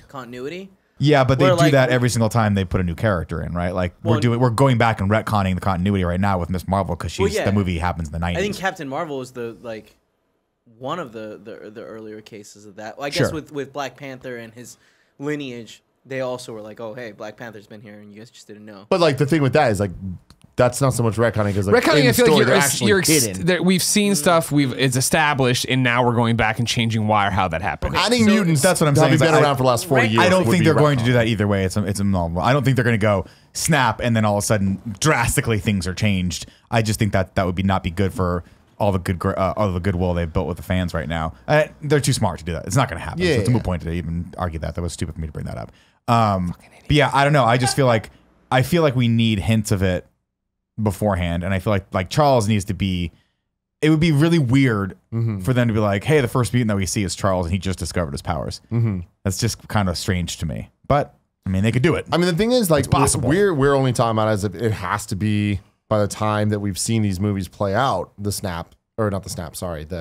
mutant gene being in the wild, starting then, it could have happened before Thanos came to Earth, but just a year before. Yeah, and so you know, the mutants are still in hiding because they're not. Like they're scared of what's happening or whatever. Like it doesn't need to be as a result of. It could be, or if there is a time jump, it could be during that 5 years. Sure, that's not because of the snap. But because of, I mean, that's just when it happened.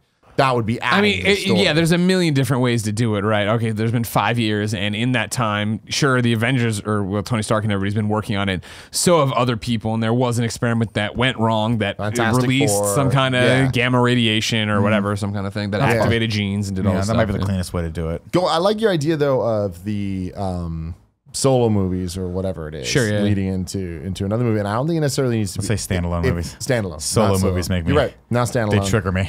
And I don't think it would be like we saw with Avengers of 5 movies leading into one. It could even be. Imagine if they just had a movie called X, and it was Professor X. Yeah. And that is the movie that explains the origins of the mutant gene. Right. And why? It's whatever the situation with him is. starting a school. Do you think it starts with mutants? They've been here forever. But like that could, imagine that. Like it's what if it was his life from being 12, not having any powers, being a smart guy, like whatever it is. Very different take than we've seen in the First Class trilogy. And then by the end of the movie, he starts a school, and then the next movie, at least in that line, would be X-Men. Right? Yeah, it's possible. Could be cool. And then be him as the teacher to this first class of mutants, being Cyclops and Grey. Question for you. Stick with me. How outrageous would it be if Disney did this? Like, cool, we're doing this. We're doing the X-Men. We're doing it right. We're gonna blah blah blah blah, and they didn't put it in the MCU. How fucking racist. Stick with me. They give them their own universe, and they build to X-Men versus Avengers or whatever, where it is that there's a crossover occurrence. There is a tear in the universe thanks to Galactus doing something, right? And so like the Avengers movie ends with them seeing, seeing the X-Men or vice versa and crossing over and all this jazz. And then they do a Ultimate Universe 616 and combine them. I hate it. Absolutely hate it. I can see them pulling it off and enjoying it very much at the end result, but that sounds like a very bad idea to me. It sounds like a very easy answer to getting to the next big thing soon. It took us 19 movies to get to Infinity War. I feel like that would take us 5 movies of having the X-Men involved. Sure. And I feel like eventually we're gonna see in our lifetime X-Men versus Avengers or Avengers versus X-Men, whatever you want to call it. And it's gonna be fucking cool. But like we need to build to that. And I think that's gonna be more of a Civil War-esque situation. Oh, yeah. But the thing is, we don't know. For the first time ever in the MCU, we don't know what's happening next. I don't like it. We don't when Phase 3 was coming. We knew all these movies, right? Like we knew that that we were gonna get a Doctor Strange, we were gonna get an Ant-Man, we were gonna get Black Panther. We don't know what happens after 4. After 4, and with a lot of things that they've said in interviews, I can see them not building towards one big major storyline and it being just a bunch of kind of like we're doing movies for a while. Yeah. It's all in the same continuity, but we're not like. Sure, there's not like every single thing builds towards this huge. I can see a phase of more experimental movies like Thor Ragnarok that aren't building towards something, but are just like, wouldn't it be cool if? Yeah. And then putting things together. Do you think in the same thing we're talking about, XCU having its own universe, what about an Ultimates universe where it was X-Men and it was Fantastic Four and it was Miles Morales? And then then there's an Ultimates crossover, you know what I mean? Yeah, I mean, 20 years from now, eventually, maybe. That's the thing. Like, I feel like Spider-Man they just did it. It's brand. You know what I mean? Like, they're not gonna fuck with that character for a long time. And then the other thing to consider is this: like, they spent a lot of money on the X-Men. So my question is, how quickly do they get another one of those movies out? Like, when they got to be thinking, like, we got to get a fucking X-Men movie out ASAP. You got to imagine though, it's not gonna happen. Like, I think we're gonna get the equivalent of And granted, movies move a lot faster now in the MCU than they used to. But I think we're going to see a good year or two of MCU movies. So that's probably between 3 and 6 MCU movies that after Avengers 4 that are not X-Men or Fantastic Four. And I think if we get one of them, I think it's going to be Fantastic Four. Fantastic Four is such an easy get. And I don't understand how they have not been able to actually make that movie good. Hey, I just don't get it. The 1 and 2 weren't that bad. Alternatively, Jesse Alba? Yeah. Oh God. With the blonde hair. Yeah, you might have to eat those words. The other thing that to consider is like they have Silver Surfer now, which opens up the entire like universe and galaxy. Well, I mean, they already had that opened up with like Guardians, right? Yeah, like, that's true. They have done a good job of hey, here's how we're making Cosmic make sense. Yeah. Even though now Guardians is on ice. Yeah, it'll be interesting to see what they do with Surfer because that's building into the Galactus, and I would love to see them do that storyline. Yeah, better. no, I mean That'd be fucking amazing. I don't know. It'd be awesome to see Galactus as the cosmic threat, and you have all these space characters that you've introduced, having to deal with that kind of thing, and then what Doom is up to on Earth. Yeah. I mean, Doom. I don't know. Is Doom that big of a baddie in the comic book world? Yeah, like he's that. That very runs his own country. Yeah, no, I mean world taking over bad. Yeah, you know what I mean. But yeah, he also messes with the cosmic cube and all that kind of shit. He wants to rule everything. Yes, Kevin Coelho from KindaFunny.com. It would be really cool for them to build up to Galactus coming. I think, yeah, but for like an overall arcing like 10 movie. Like little hints of exactly, yeah. Similar to how they do, especially because it makes sense for him too, in terms of not having to retcon the mutant gene in, but. Hey, the word spreads that Thanos is dead. Thanos has been vanquished, right? Like the Mad Titan is gone, and that makes its way to Galactus, way on the outskirts. He's like, "Oh, it's mine to rule now." You know what I mean? Yeah, he gets to move back in. He's like, "I'm fuck cool, no one gets away." And it's not even, it's like, it's a conversation somewhere in a spaceport or bar or whatever, and then it's like, it's Silver Surfer with like a hood up or whatever, and then he like leaves and gets on his board. Well, I think you do the opposite. I think you do what they tried to do with the second movie. Where Silver Surfer is a bad guy in the first movie. Oh, 100%. Well, Silver Surfer on his board was going to tell Galactus Thanos is dead. Oh, yeah, I got you. Yeah, like, it's so interesting because they're not going to do any of that stuff in the second Avengers, the fourth Avengers, rather. They're not going to have Galactus fight Thanos. Oh, yeah. It's just not going to happen. Like, they're not going to do what are they called? Not the Ethereals, the Immortals or whatever they were. Time, eternity, all that shit. I almost had it. Celestials. Yeah, so they're not doing any of that stuff. So it'll be interesting to see how or when they introduce him. But man, I want a Silver Surfer movie, and I want it to be groovy, man. I want it to be just like the Power Cosmic. Let's go. You just want to be badass or bad guy the entire time, or you want his story getting broken out of Galactus? I think with Surfer, you introduce him as the bad guy, like they tried to do in the second one, and then we get an origin story movie, and then we get the battle with Galactus. Gotcha. Does that make sense? Yeah. Like I think we hate him first, and then we see him, and then he becomes the good guy, and then potentially into the movie after that where he is like Loki. Exactly like Loki, except Silver's better and dope. No. Although the question is, how do you do Silver? Definitely no. Better than Loki? I'm a Loki fan over Silver Surfer. Wow, man. People love Silver Surfer. I actually don't. I'm not one of them. I don't have a horse in this race, to be perfectly honest. Silver Surfer's one of the guys who just gets points for being cool.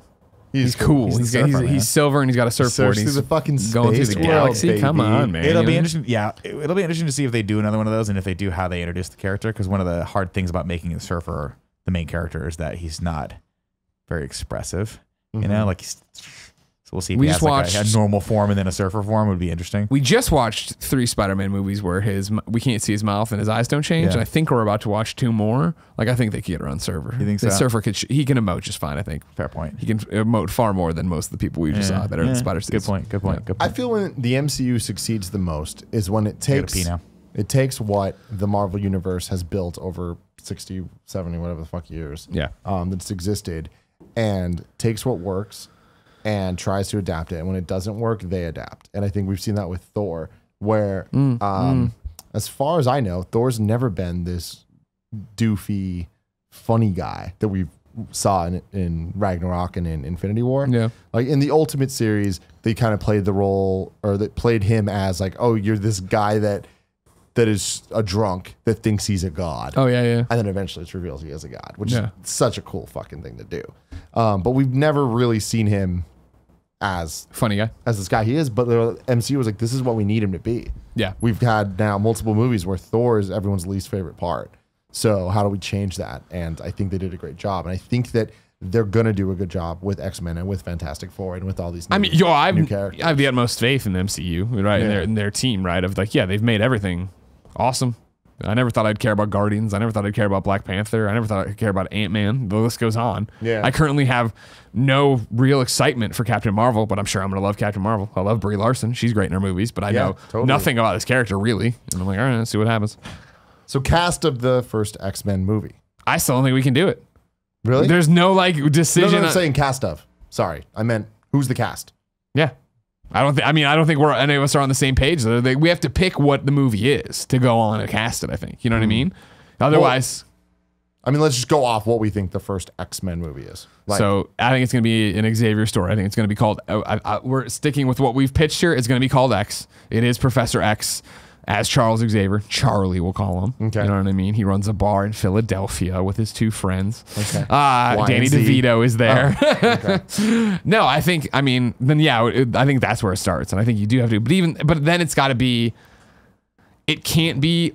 First Class, and it can't be what we've seen before, right? So it's got to be a Professor X solo film of him wrestling with this, and I guess chasing down Magneto. So we're gonna cast this. Okay, we're talking about the first one. Okay, so we're pitching the first movie right now from everything we've talked about. Give me the pitch.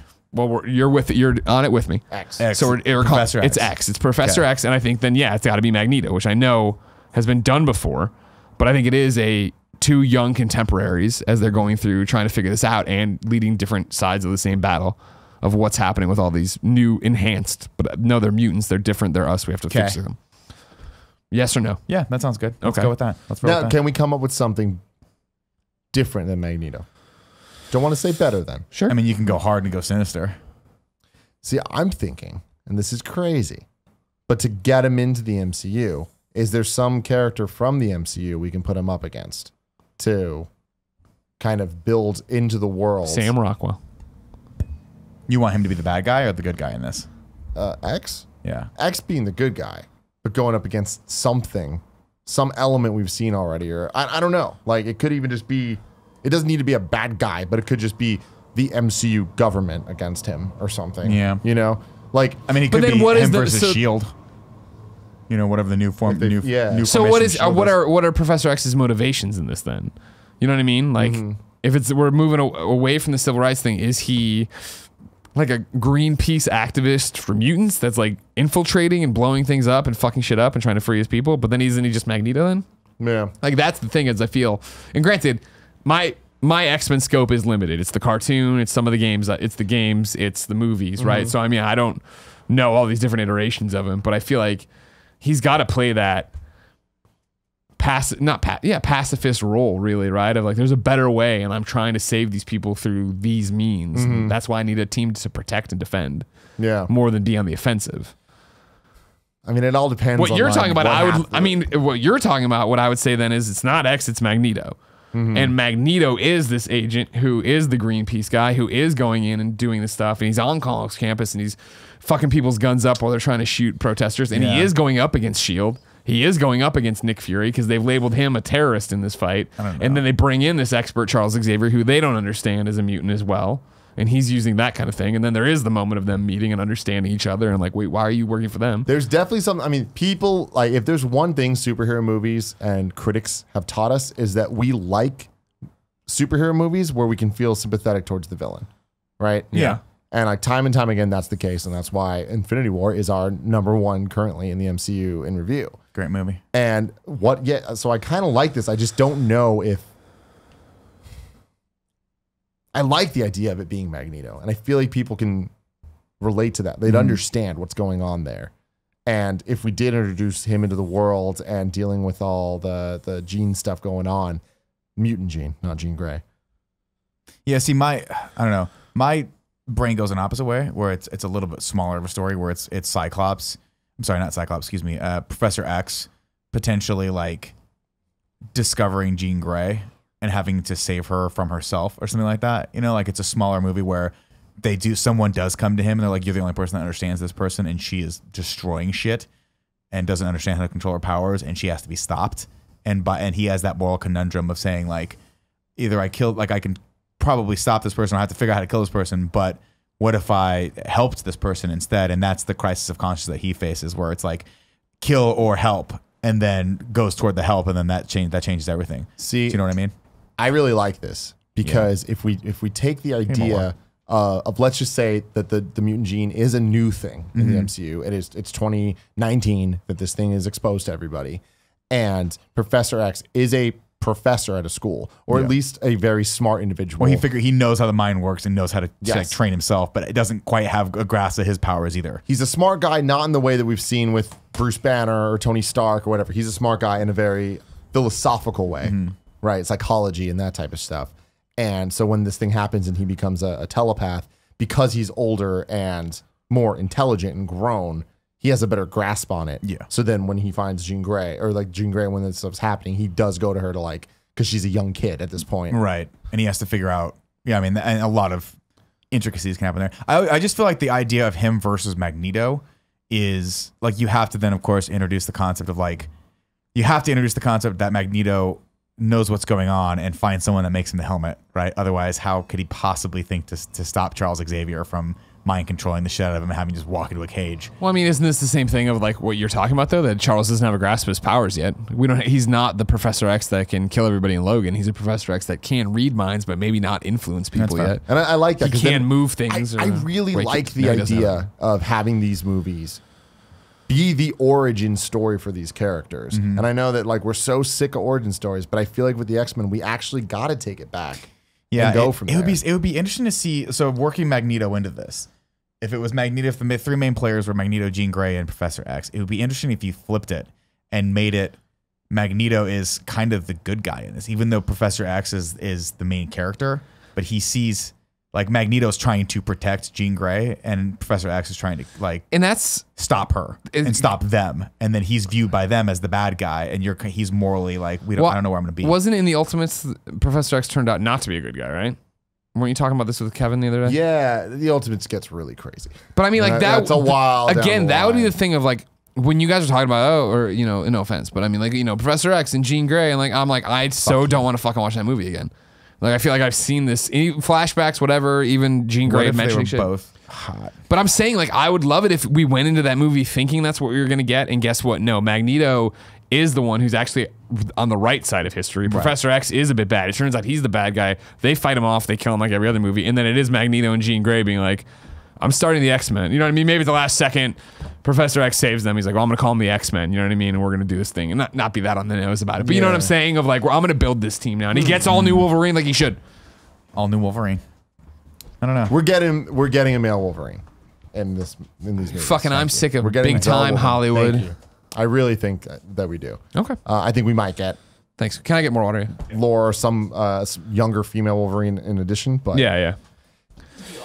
So this is interesting though. How far can we go with this? Is it ruining the X-Men if Magneto's the good guy and Professor X is the bad guy? Going forward, like that's just this is the world that we're building. Oh, you mean just going forward, like Magneto's the good guy? There's no end flip. Well, I mean, end flip where he gives his life. Like, I mean, like, you know what I mean? It is that thing at the last second. He's like, I was kind of wrong or whatever. Yeah, because, why would you call them the X-Men? That's my one. You know what I mean? Like, that's what we need to get back to. M-Men. We're the M-Men. We're the men. We're the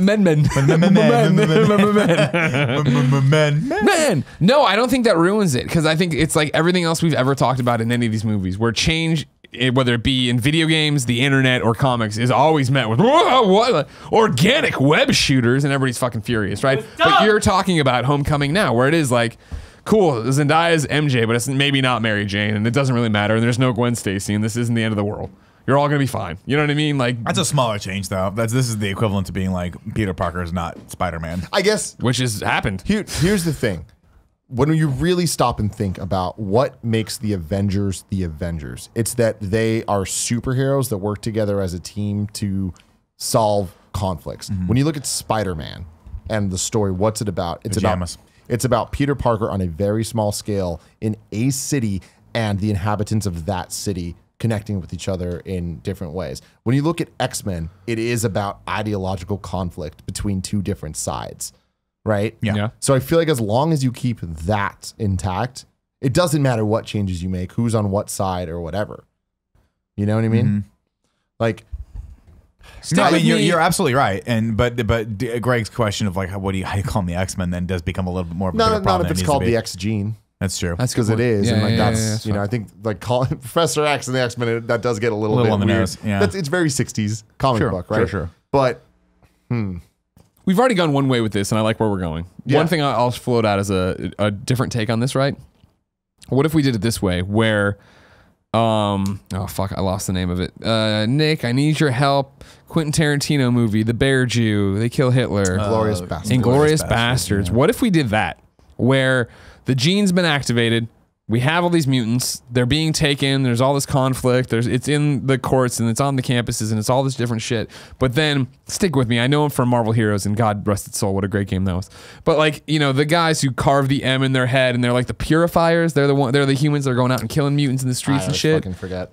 The Morlocks. No, but those guys, the humans that are like, mutants are an abomination. We're out here basically lynching them, right? And then it was that we had the Inglorious Bastards that are the X-Men. You know, they move underground, off the radar. They're there to, you know, free these other mutants, take out these bad guys. It's a smaller conflict in this bigger story, but they're, you know what I mean? Like something to float out and think about. I like where we're at already though, with Magneto being the good guy. But I think that group of people has to be integral to this first one anyway.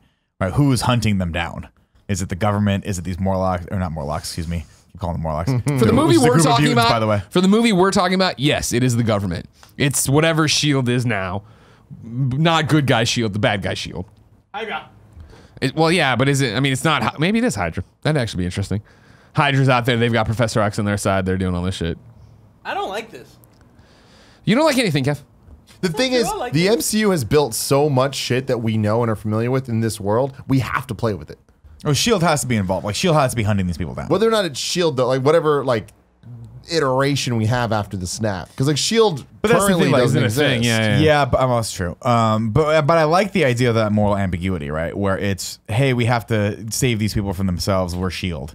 And that's always been S.H.I.E.L.D.'s MO, where it's like, we're gonna protect. We know better. But we're gonna do the ends justify the means, and the means can get pretty brutal sometimes. But ultimately, it's about protection. You're like, well, how far does that go? And they played with that idea with Captain America in Avengers and all that stuff.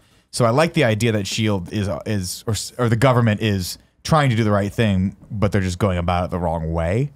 I just don't know which side Xavier has to be on that one. Bad guy. He's a bad guy. What if I'm sold on it. They I'm sold on it. What if they go a very different direction with this? Let's say there is no solo movie going into it. It is just X-Men. But the whole thing is we're just kids that don't know how to deal with this, and we're learning. And it's similar to Homecoming in the sense that they're really young, but it's more of a puberty type story, like high school type story with it, where it's like that love triangles is all that there is. And I'm not talking about Wolverine. I'm talking about, let's say, Kitty Pryde's involved. Like since we're not stuck to any continuity here, our first line of X-Men could be anybody that we want. I feel like we do need Cyclops, we need Storm, we need Jean Grey, probably Iceman, right? But This then is a problem. You start going down. You're like, I want to see these people in it. I want to see Iceman in it. But I don't think that's a problem. I think that there's a reason that those are the core. You know, it's hard to rectify without that pitch you just made. And by the way, Greg, your lines are amazingly straight. I just wanted you to know that you're very good at this. It's hard to have that without there being some level of mentor character. Right, when you say you've got an aimless group of kids that are running out there, like the power of X-Men's always been like somebody like a Tony Stark has to come in and be like, we need to figure out what to do with these people. I'm saying still have X. Okay, but I'm saying let's not He's have mentoring him in a bad way. Like that would be fucking cool. But I'm not saying. What my point is maybe not having it be this thing where there's this big villain coming in to fuck everything up. Yeah. Like it could be very small story for the first movie of just them learning their powers and trying to use them, and not in a way like First Class where it's like, we got to learn our powers to fucking fight this other group. More just like, yo, we really just need to learn our powers, and then build up to the storyline of, fuck, we're kids that never, we were just trying to control this. Now we need to use it to fight. Yeah. That could be really interesting. I still think they go the way of, I like your idea. I think if you go with that, though, you have to go with, there is an imminent threat that has been set up, and these kids are being hunted down, and that threat is like the Sentinel program or something like that. Like, I really loved how the original cartoon series starts off, which is like, we're introducing Sentinels right off the fucking bat. These things are gigantic, like mutant hunting things, and that's because this new threat, quote unquote threat, is being seen by the government as, you know, these are mutants, and these kids do not know how to deal with their powers, and they're pushed toward the Professor X character. I think the problem with that is that the funny thing about X-Men is we don't ever really get the origin stories, right? Yeah. It's like we're kind of just thrust into of like Professor X is a thing, these are a thing. We go back later and hear about like the origins of this or that, but it's like we never really get stories of day 0. The gene is out there. It's activated. And it's activated. Like what's happened. It's like a zombie apocalypse thing. You never really get the initial storyline, right? And I think that that's what these movies have to do, is have that really, really, really early Probably. days. I mean, that's what they're good at, right? The movies we love most are the origin stories movies. So we have to have some level of that introduction into this. Like, it'd be weird if Xavier was just a known thing. Like, I know I'm kind of contradicting myself from earlier, but like, you're right. Thinking about it, like, we've got to see his story to some degree, or someone's story to some degree. Yeah. But with Unless it's Wolverine, in which case, introduce him. Don't make any reference to where he came from. Let him be the Wolverine we're good. for a while. We're fucking good. Let him just be it. What's up, Kev? I was gonna say with Spider-Man we didn't get an origin story, and I felt like that was really refreshing. But that's at because this we've point. gotten so many origin stories. I'm saying with the X-Men, we don't have that. You know? Like certain characters, like Logan, we have too much origin story. But a lot of the other, and I'd say Magneto is another one of those.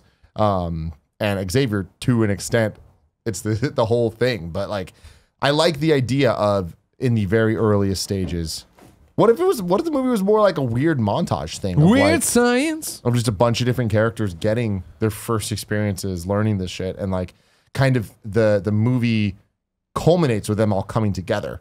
But it's like a bunch of like all the main different characters, Professor X, Magneto, the kids all being in the same, given the same amount of screen time, the same amount of focus. But it is one movie that's an origin story, but it's all of their origin stories. Yeah, that could work. And we don't see an overlap until maybe like midway through the second act or something. Yeah, there still needs to be a threat, though. There still needs to be something hunting these kids down. Yeah. There needs to be something driving them together. Whatever program from the government's been Yeah, deployed. there's going to be, like, no matter The what they do, there's Sokovia going Accords to Part be, 2. there's going to be a mutant program by the government that's going to be like, outwardly, hey, everything's cool. We're just kind of, and inwardly, like, we're fucking torturing these kids and have to figure out what's going on because we want super soldiers. If only Gary Shandling was still around. What if the MCU? R.I.P. What if this thing happens and all of a sudden, like a bunch of people having these different fucking feelings in themselves, whether they're kids or teenagers or adults or everybody, right? And let's say there's like news reports of 5% of the population, or not even, let's say 1% of the population has come forth as having weird things happening to them. Our hospitals are being overrun with all this shit.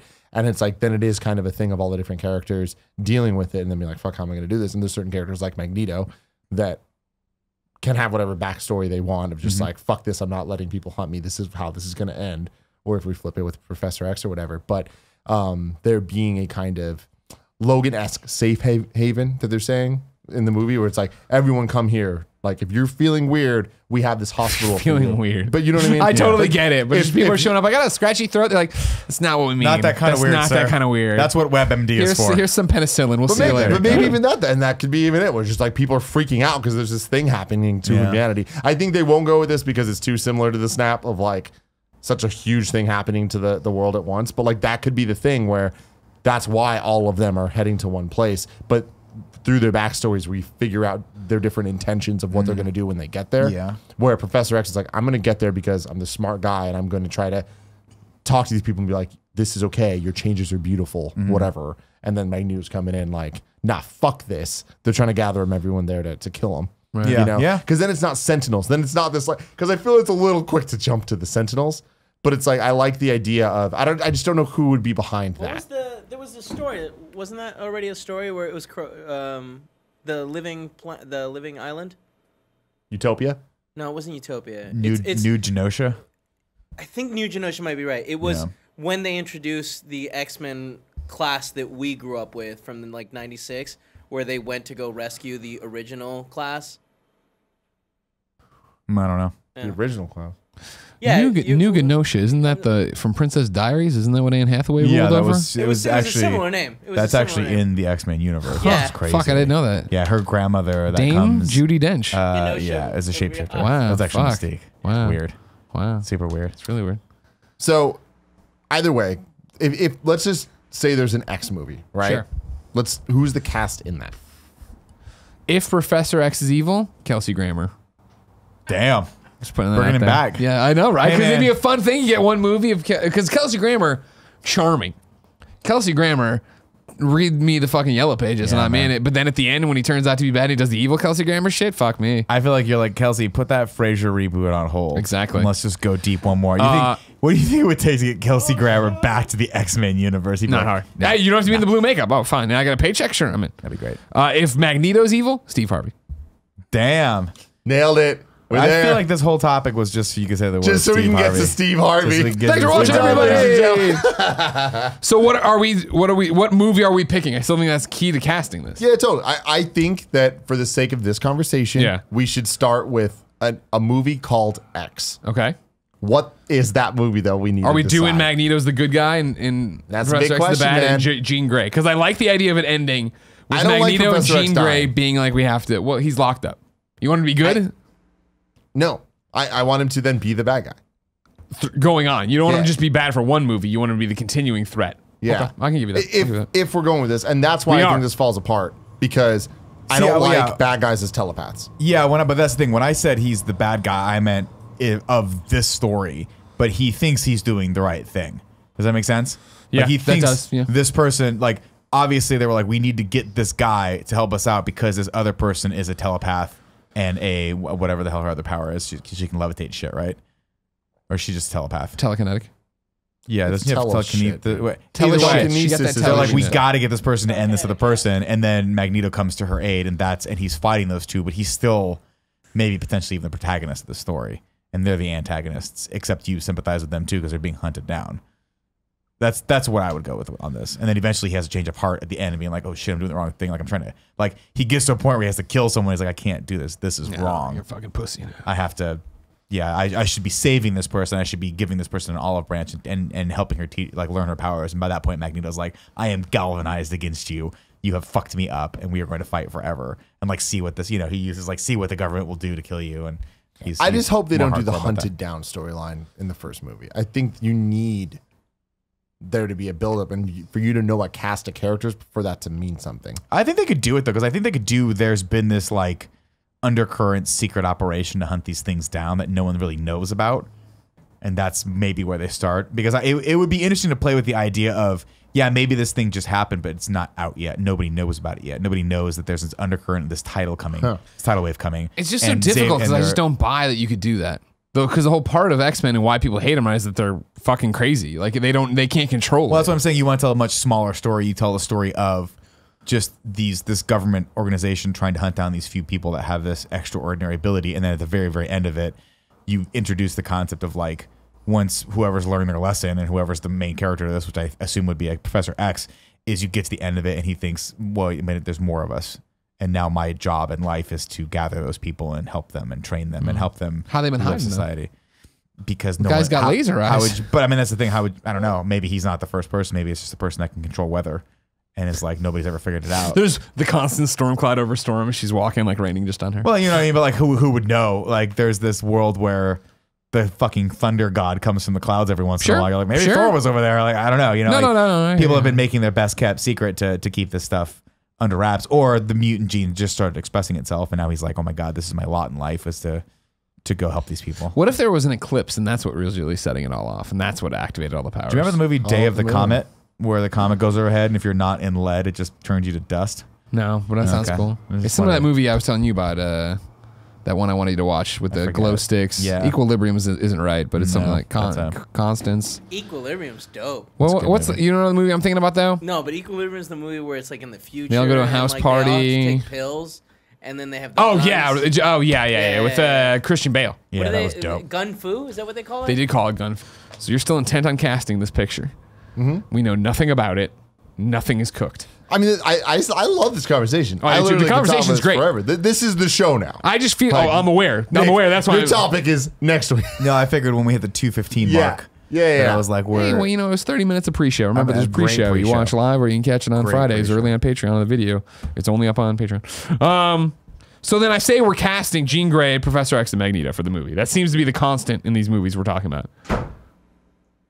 The Magneto part's what throws me off. What part about it? You don't want it? Him being in the movie or not? Oh my god, I hate this movie. I hate this movie.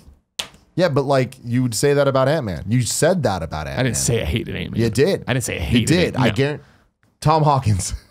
Who are the Go out and watch the fucking GOG of us talking about the Marvel And I phase said, lineup. I hate Ant-Man. You're just like, there's no way this movie's gonna be good. That's possible. Literally everyone was like, fuck this. Why would I be interested in And this? you were like, I Guardians hate of Galaxy, Ant-Man. they have me on a GOG being like, that movie I don't give a shit about. And then guess Doctor what? Strange, Turned out all of them. history was right. And now we're still talking about it to this day.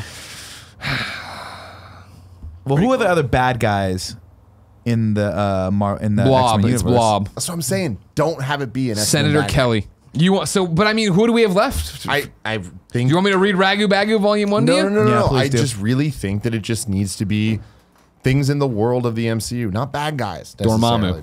Just the government of the MCU would make sense. Like random ass. Nah, you gotta have a big bad guy. No man. That's MCU's nom de plume, man. That's their. Well, here's the thing. If Their it's like MO. anything else in the MCU, it's just gonna be got the exact same powers. So who has the same powers as Jean Professor Grey X? is Jean the Grey. bad guy. That's why I'm saying. They gotta hunt her down. She's like, "Fuck you." He's like, "Ah." Just soils himself. he just keeps making him fucking shit himself everywhere she goes. Oh, I had a don't different read on that. I did, but I switched it over. It was that would be awesome if popping there was a load in a your running, pants. if like literally they, after their first encounter, she just goes in, flies away or whatever, and they're like, "Why aren't we chasing?" He's like, "She made me shit my pants. I've shit my pants, everybody. We need to come up with a better way to fight her." This person must be stopped because this is horrible. This is the worst thing. The brown ever. out. Well, I feel like we should at least cast Professor Xavier because he's for sure going to be in this movie. James The first one. McAvoy. James McAvoy did a great job He did, with what he had. but the problem is he's got too much baggage, right? He's got all yeah, those. no, he's got all those we other can't kids. go back. We can't go back. We have to go forward. The problem is with all of this, with the casting segment of this episode, is I truly believe we should not know who any of these people are. And I think that they need to be young enough Sean that we Finnegan. just don't know. Damn, that was really funny. We should not know the actors' names, right? Because we don't know them when we think, who are young actors? Until we knew Tom Holland, we didn't know Tom Holland. Yeah, but they're going right? to bring someone in that's quasi-established, like they've done later before. the Wolverine. Cameron Cuff. I honestly Professor don't- X. Cameron Cool. I just think the problem is it's like when we are thinking of people this age, like there's not that many. It's difficult. It's difficult to find. And the X-Men already That's fucked the it up thing, with like, a lot of the people that were good. It's hard to find someone in there, like to think of. Rather, I'm sure we could easily find one, but that's the hard thing. Is like you have to cast someone who is just known enough, but hasn't broken through yet. But someone whose career is like not skyrocketed because then they're not expensive, and you can get them locked in for like 10 movies. Let's make this easier. Yeah. We cast the X-Men movie using the cast of Stranger Things. Wow. Because that's literally what we're talking about here. If we're talking about age appropriate shit, right? Yeah. I mean, I would. Yeah. Yeah. Millie Actually, Bobby Brown. To be as fair, Jean Grey. Millie Bobby Brown would be a great Jean Grey. She already is. I'm in. She would be awesome. She is Jean Grey. She sort of already played that character. She is yeah. Jean She pretty Grey. much has played that character. I mean, she's a great actor. What if we do the kid with the curly hair as Wolverine? So, like, we need you to get really jacked and about 20 years older. And he's like, okay, On it. I'll try. I'm on it. I'll try. Yeah, that's the hard thing. I mean, the problem is like my brain. I'm terrible with casting. Like my brain wants like, everything I've seen before, and I love Michael Fassbender as Magneto, but you can go a totally different direction with that. You can do anything. How old is Professor X In this movie? In this, because I think that he's Late my 20s. age. Yeah, Yeah. maybe a little younger. Let's go 26. I think. No, Well, he's Yeah, a yeah, professor. So yeah, I guess that's 26. fine. Let's go Age appropriate. Maybe 26. he's a first year professor. Kevin, hasn't get me a gotten list of tenure 26-year-old actors. Hey, Greg, how well do you remember Princess's Diaries? Look at that. Princess Zero. Diaries. I Not mean, gonna do it. fairly well. Okay, do you remember her best friend? Yes, of course. That woman Yeah. had a child. The child The is kid? the kid from Stranger Things. Do you know that? Wait, what? Wait, well, that woman, the child, is No, the that woman had a child. Had a child. Millie Bobby Brown? No. The guy with the curly hair with the missing teeth. No. Yeah. The best friend, the best nerdy friend. best friend. Let's just Yeah. call it a spade a spade. The nerdy best friend from Princess Diaries has a child Yeah. that is the curly-haired guy from Stranger Things. Yeah. How old is the nerdy best friend? 87. Kevin, these facts don't check out. I do Let's not Google it. believe Let's Google for a it. fucking second that woman is old enough to have a child that old. Take it to the Google. So what am I looking at? Heather. Take it to the Google. Here we go. That's Heather what you said. I was like, Matarazzo. what did Take you it to the say? Google. No, she is. Wait, hold on. She was born in 82, so she's 36 years old. She's 36 years old. And Bam. Gaten Matarazzo. He's 15 years old. Wait, 21. maybe I guess that kind of checks out. I could try to check out.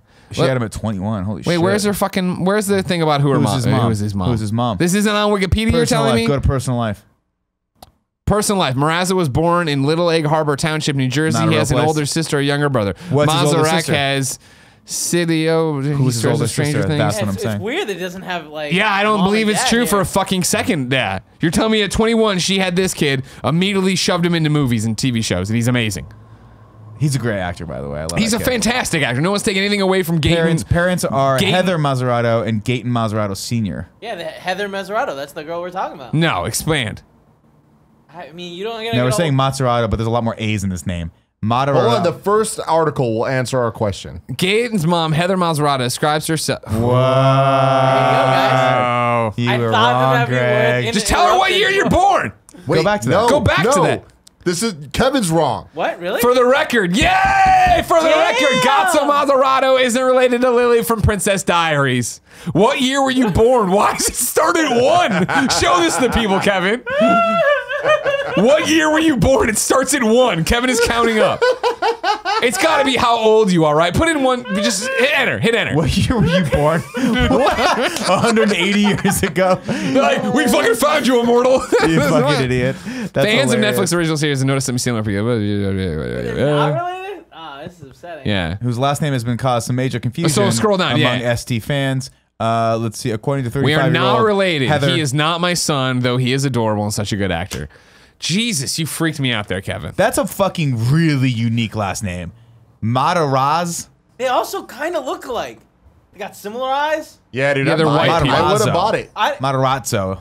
Man, they look alike. I feel like this is fake. Kevin, your next thing is I want you to get Gaten Matarazzo on this show. All right, Thank you. So just so we know, this is a news story from j-14.com. Reputable. And I want you to know, J-4, don't click away when I'm reading it. I only trust J17. you know what I mean? J-14's header goes J-14, Selena Gomez, One Direction, Justin Bieber, Disney, Channel. I'm just saying- Also, it just says YouTube videos above it. I don't trust. Click on that link. Click on YouTube videos. Stop clicking off this. This is your God, shame, he went as Kevin. far away from it as he could.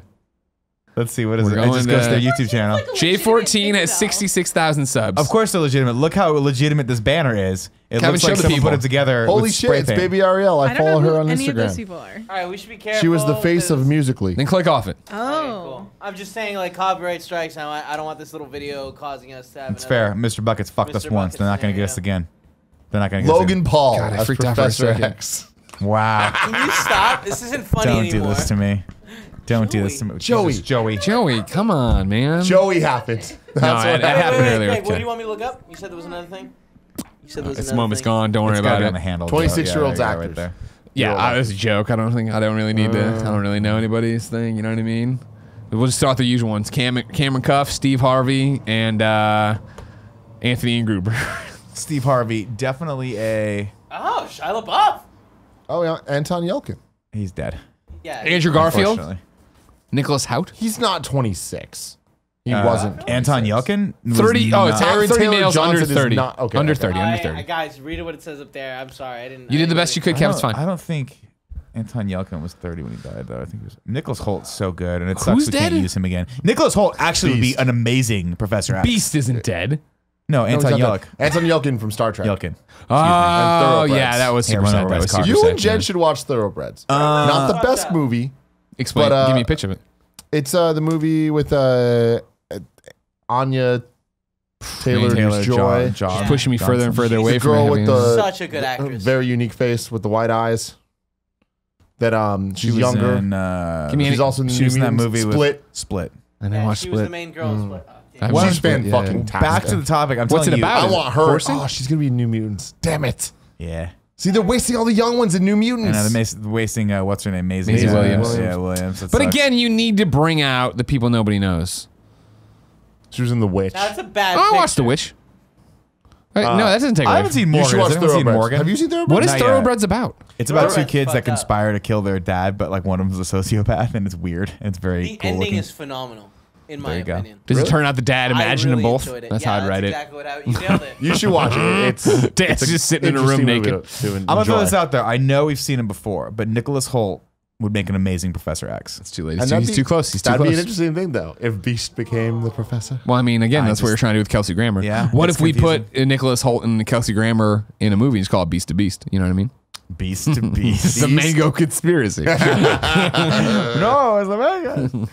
Predict the mango. All right, so yeah, we're not going to cast this movie. yeah. As I predicted, as we don't have a solid vision. Right now, guys, I want you to know That's Kevin, not the. We don't. Kevin we do have a Feige solid watched. vision. He watched all this thinking he might hire us as consultants. Then we couldn't even come down with what the fucking movie is. sure. You Kevin couldn't name Feige one stopped watching fucking this a long time 26-year-old to be. And I already came across- it needs to be younger, not 26, because we need a franchise out of this. Look up the Greg. kid from Love, Simon. What's his name? What is Jesus, Love, Simon? that's You his guys mom. have mentioned about 17 It times seems today. like his this mom. is his actual mom. That seems a little bit more age appropriate for him. As this woman, maybe in her early to mid 40s. Kevin, That's did you, about right. I asked you to reach out and 15-year-old. get this kid into the studio. Did you do that yet? Which kid? Gaten Mazzio. Yeah, I Mazzarazzo. tweeted at him, but he's not Matarazzo. responding. You didn't tweet at him. Yeah. See, the shitty thing is, like, I also really like the kid that's playing Cyclops right now. Me too. The guy from Ready Player One is fucking great. The problem He's a great is actor. the fucking cast of Apocalypse good. was good. Yeah, it's not bad. It's just they weren't given good I know. story or lines or anything, know. and I don't know. Maybe I'm fucking wrong about that, but no, I think they were all good. could be great. That cast of kids was great. Great. Like I said, we started this off by me saying the girl that played Storm was amazing. So I don't know. I just And saw her in Love, Simon. Sansa's Jean Grey. Sansa. I could buy it, man. Yeah, but wanna we do? didn't like her in the. Well, you're that's what I'm playing saying, Apocalypse yeah. overall for that. Well, I mean, we still have hope for this Phoenix Saga. No, yes, no. Nothing like a movie that gets delayed 4 times and keeps getting all these reshoots, right? They should just cancel it. That's it. It's depressing. It's nailed it. depressing. Oh, I thought you There's were no about way to to go save in. the X-Men. I thought you were about to Oh, go in. If you I didn't am. know, I yeah. am about to do that. I am about to do that. I'm just maybe we went the wrong way and we should have just done Fantastic Four because Fantastic Four's simple. They were think it scientists and cosmic rays hit them, and there we go. We got a movie. I think it needs to be more. We got a fucking movie, everybody. think They buy Fantastic the Four old has to be Tony more? Stark tower. It's done. It's easy. It's over. We got it. I like Put Miles They Teller call back it in. the Meredith Baxter Yeah, building. but like there's certain elements that I think are easy, but then there's a got you. lot going on. It's like, but how do we make this make sense? just Space. constantly play Family Ties in the lobby. Fucking Captain Marvel fought somebody up there and fucking got there's me, space Greg. dust up You there. really got me. It's easy. If you didn't know, ladies and gentlemen, this has been the Game Over Greggy Show. Each and every week, 4, sometimes 3 best friends gather on this table, each bringing a random topic discussion for your amusement. If you like that, head over to patreon.com/kindafunny, where you can get each and every episode early. How early? You could stick around right now as we record it and watch us do the post show we enjoy so much. Of course, every Friday we put up an MP3 of the show early and a video of the show early. The video has the pre and post show for the Game Over Greggy Show. More content for your viewing pleasure. If you don't want to give us any money, though, no big deal. YouTube.com/kindafunny and podcast services the following Friday. It's up. No pre or post show. Just whatever we did on the show. You know what I mean? Yep. Do you? Thank you. What are we going to talk about on the post show today? We're gonna talk about Meredith Baxter. Meredith Baxter Burney. Another person. Kevin, have you started? Here's the thing, Kevin. I want you to know I appreciate. Hard sigh. Hard exhale from I Kevin. want you to appreciate you tried hard on getting Sir Patrick Stewart in here. Didn't work out. I think the Stranger Thing kid and Meredith Baxter Burney better chances. The Stranger Kid thing is blowing up right now. We're blowing up too. We're blowing up too. No. We're blowing up too. Our days have passed. Tell him you know the guy who did the voice of the Mizzou commercial. Until next time, ladies and gentlemen, it's been our pleasure to serve you. Now, what's her? She married David Burney, so it was Baxter Burney. But I think she divorced him. Oh no! So now she's Now Meredith it's just Baxter. Meredith and Baxter. I think you guys were She's an talking about American Fantastic actress. Four. Can we talk about how much? What was that, Kev? Who is this? Who's Meredith Baxter? She was the the mom on star. Family Yeah, Ties. Family Ties mom. Do Yeah. you know Eric Pope made a Matt Fowler made a Family Ties reference that I loved the other day. What do you say? I forget. It was a really fucking deep Family Ties reference that I enjoyed, and then he responded to his own tweet like 10 minutes later. He was like, "Yes, this is a Family Ties reference. I'm a grandpa." That's great. I want to do something different for this. Ooh, this Well, I go episode. pee? Ooh. While you go pee, Kevin, Yeah, what's up? can you scroll up a bit? And I want to like look through the chat and see what people have been saying about this. This is great. Someone just said, "What if the Fantastic Four somehow went to the quantum realm and that's where they got their powers from?" That's fascinating. Keanu pretty cool. Salinas says I like it a Magneto lot. is pro anthem kneeling. Xavier says they should all stand. Yeah. Wolverine doesn't know what he should do and doesn't want to be used as a political pawn. Which one's the Cowboys owner? Who would be that? Rogue. Rogue is Jerry. What the fuck is his name? Jerry Johns? Jimmy Johns? Jerry Johnson? I know nothing about sports. Let's see. Thanos killed half the population is not all not at all a long-term solution. I think multiple universes would be confusing for general audiences. Yeah, they can't do multiple universes. It's going to be too much. They got to introduce the X-Men in there. Scroll down a bit, Kev. Cool. Nerf Magneto. Nerf Magneto? He's too strong. Nerf Magneto. I want them to nerf a lot of the X-Men, if I'm being real. I was going to say this in the real show, but one of my least favorite things, I've read hundreds, if not thousands, of X-Men comics at this point. And one of my least favorite, I've read all the Ultimate Fucking prove it, dude. one of my least favorite things is when they get to the point that so many of the core X-Men are dead and they're going to the storylines of like, they got to bring Morph back. all the other, it's not even about that. It's just more like when they're talking about X-Men or mutants at large, and so many of the mutants are just, this guy's blue and this guy looks like a lizard. Yeah. And it's like, it's all just like appearance based. Like, what's his power? He has a tongue. Yeah, it's things like that. It's like Porcupine Kid from the movies. I feel like at some point that becomes the majority of the mutants. That's when I'm like, there's an issue here. Like, mutants, I like. Well, that's why I think that like if they bring this back, they don't need to have like, it would be very interesting. And one thing we didn't really explore is what if there were only 10 mutants? And that's what I'm saying. I feel like there needs to be a kind of like the idea of there being millions of mutants out there is like, maybe that's a bad idea. Maybe there should be like this select few people, because then there's no like, there would be hate against them, but it's not necessarily mass hysteria. And that's where, you know, we talked about like 100,000. We talked about retconning a bit in the show, but like if there was 10, I think they could make a retcon universe work. Yeah. If there's more than that, no, it falls apart. But like if we do focus on a very, very, very small amount of mutants, but also make mutants very special. Because that's the other thing in the X-Men universe is that in the X-Men movies, you just don't. You're like, how many fucking mutants are there? Like you don't feel like they're special. We go into a church, there's 30 of them there. It's like, what's that guy's mutant power? Like chewing gum? That he ain't a fucking mutant. Get him out of here. Blowfish man. Hug you, pa. I'll hug you. Well, okay, that hurts. It's Kid Omega. No, that's Kenny Omega. He's we're talking about the idea of there being such a small amount of mutants that it would make sense that they were hidden. For that's a while, cool. You know, especially if it was a small amount. Yeah, that like I'm very much basing it on what we've seen up until now. So if it was a small amount of mutants and it was Cyclops figured, and it doesn't have to be Cyclops, but you know, he has the eyes, but he can kind of figure out how to control it or stop it early on, and it's getting worse, but he's able to cover it up or some shit, like, you know what I mean? Like, I get like, holy shit, lasers coming on my eyes, I've been able to stop it, I've caused a few fires because nobody knows what the fucking power does, but like, I've gone to the woods. I live in a cabin where literally when I feel it coming on, I just go out and shoot it into a lake or something. Like I get it, you know. I get it.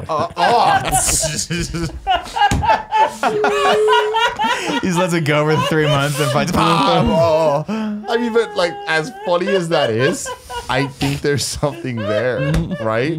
Like, and that's like, you know, we always look there's at a line of X-Men, it's only going to get worse. These powers are going to, you know. We always look at X-Men as this metaphor for the civil rights movement and all of that stuff. But then it's like it also is this idea of puberty, and I feel like that isn't addressed correctly ever.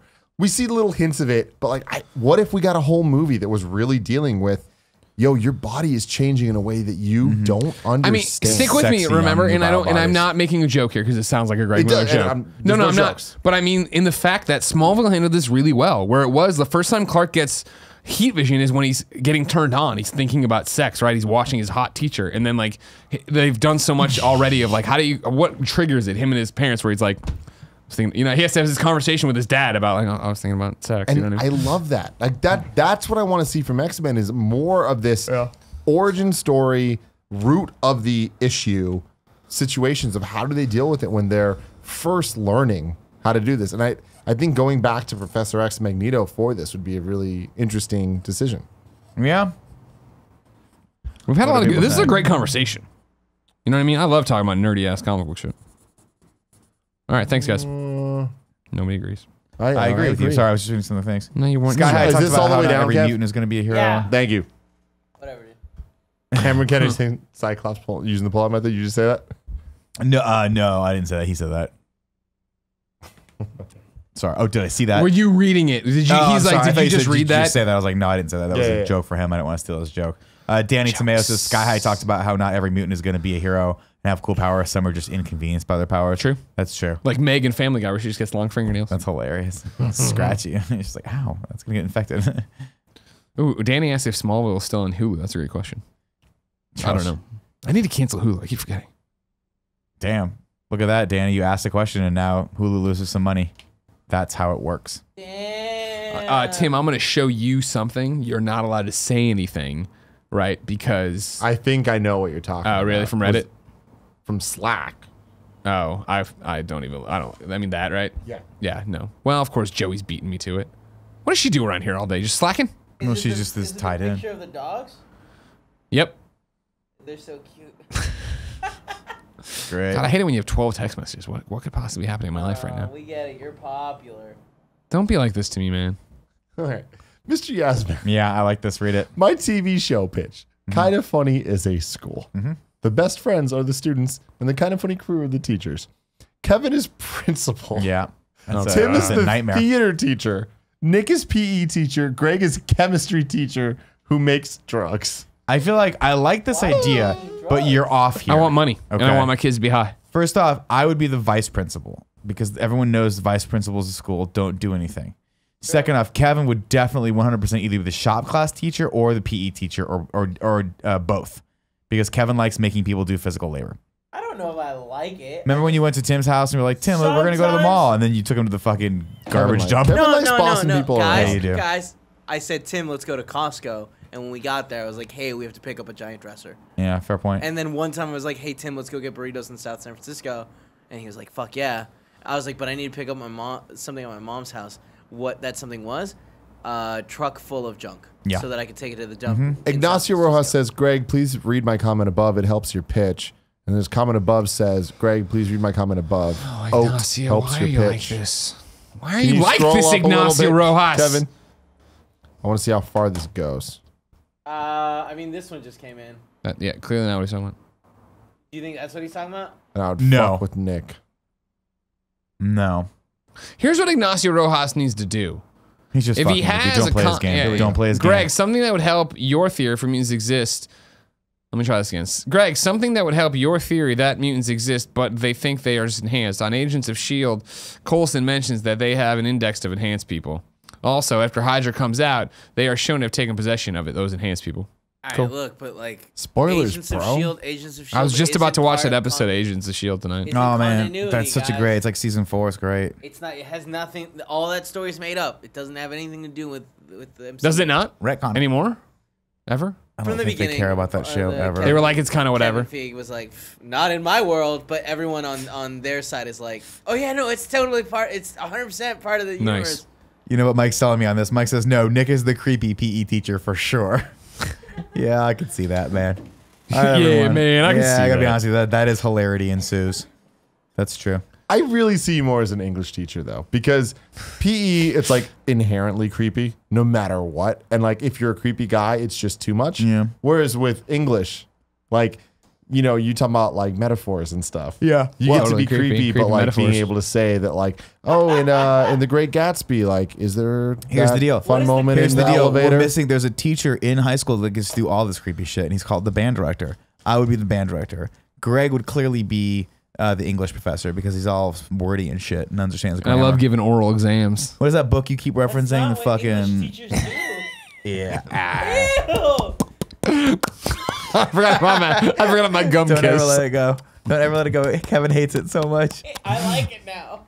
Well, let it go then. We're gonna have to let that Tim go. is totally a guidance counselor, says Greasy Tim is definitely a Fotson. guidance take counselor. But see, here's how I would write that. Tim is the guidance counselor, but he's always asking the students how he should do things. Yeah. Like Tim's like, listen, I really want to get 1 million views on YouTube. How do I do this? And like, I came Let me to know, you for little guidance, and he's like, no, you have to tell me how to do this thing. Inhumans existed in the MCU and they lived on the moon. Okay, Ignacio. Okay. They got rid of that shit so fast. Was that the one with the big dog? Yeah. What a weird movie. They only put out like half the season, and they were immediately Oh, yeah. like, oh fuck. Andrea's We definitely the fucked vice up. principal in this. That's right. Yeah. Yeah, she's totally vice principal. She's the disciplinarian. Cool Greg's the substitute teacher. And he keeps talking. He's like, listen, here's what you do. You feel me? And he says, and people are like, I don't Puts understand on what he's Bill saying. Nye. I don't understand what you're saying. I don't feel you. I don't understand what this Cool is. Greg is the art teacher. Come on. No, he's not. He 100% is. No, he is the substitute teacher that pulls out the TV and puts on Halloween Town. Man, when this is it's a good Cool topic. Greg Halloween. is this. Is high school? Yeah, high school. Cool Greg is the senior that's been held back. and people are like, wait, how long has he been held back? And he's like, nah, man. Nah, man. Like he's been around so long that they just let him. They just It let him turns out he's teach got a classes. PhD. He's been writing a book. And That's amazing. I love that. Hello, fellow students. Oh, Natalie Dormer is Emma Frost. Yeah, as she'd be Belu. good. Natalie Dormer would be great. Anything, Just period. really. She's fantastic. What is she doing nowadays? I don't see her much anymore. Game of Thrones, man. No, Oh, it's flashbacks. No, Been a while. Have you watched? Flashbacks. Have you watched Game of Thrones? Dude, Game of Thrones has been gone for so long Is that it I don't ever even coming remember back? it, man. Boop, boop, boop, boop, boop, boop, It's not boop. come back to like I heard they're 2019, done. right? They're like, you know what? We can't We nailed end it. this correctly. Danny so has we're an done. update. Smallville is still on Hulu. Oh, great. Thanks, Danny. I'm no longer going to cancel Hulu. I'm going to make Jen start watching season 2 tonight. Danny, how many times your best friends call you Danny Tomato? Just use Joey's Hulu. Is that what Yeah, you do? You could do Yeah. that. No. There's a kind Kevin. of funny shares account. Is there You really? could do it. Yeah. Where? In Joey's account. I'm always weirded out to use people's accounts though, Because we're content creators and we like people giving us money, Well, so no, we should like, probably give content creators HBO money. HBO went out and was like, Thinking you about can that. share up to like X amount of accounts, right? 4. But 4, and that's so it's fine. They want you to do it because they understand how they want you to unlike other people, other content like distributors understand human nature, which is to steal and lie and beg. No, but I'm always weirded out because I'm like, what if I want to watch, like, go through, you know what I mean? Like, what do I want? You know what I mean? Like, what do I Real want sex. go through all the real sexes and Yeah. see if they're as sexy as I thought they That's were why going we to be. made a sub account. I should go back and find that real sex I was talking about on the show. I think they're gone now. Oh. Remember that we read that story? Well, they're They not pulled them making off. new ones, yeah. No, but they don't delete the old ones. Yeah. I think they're gonna take them off. They're not going to nuke the whole fucking catalog. That was the real sex. No, it wasn't. Yeah, it was the ending of it. Really? Yeah, Google real sex ending. That's No, Homer ending Simpson name. sings that song while he puts. This is how we got the copyright strike for fucking.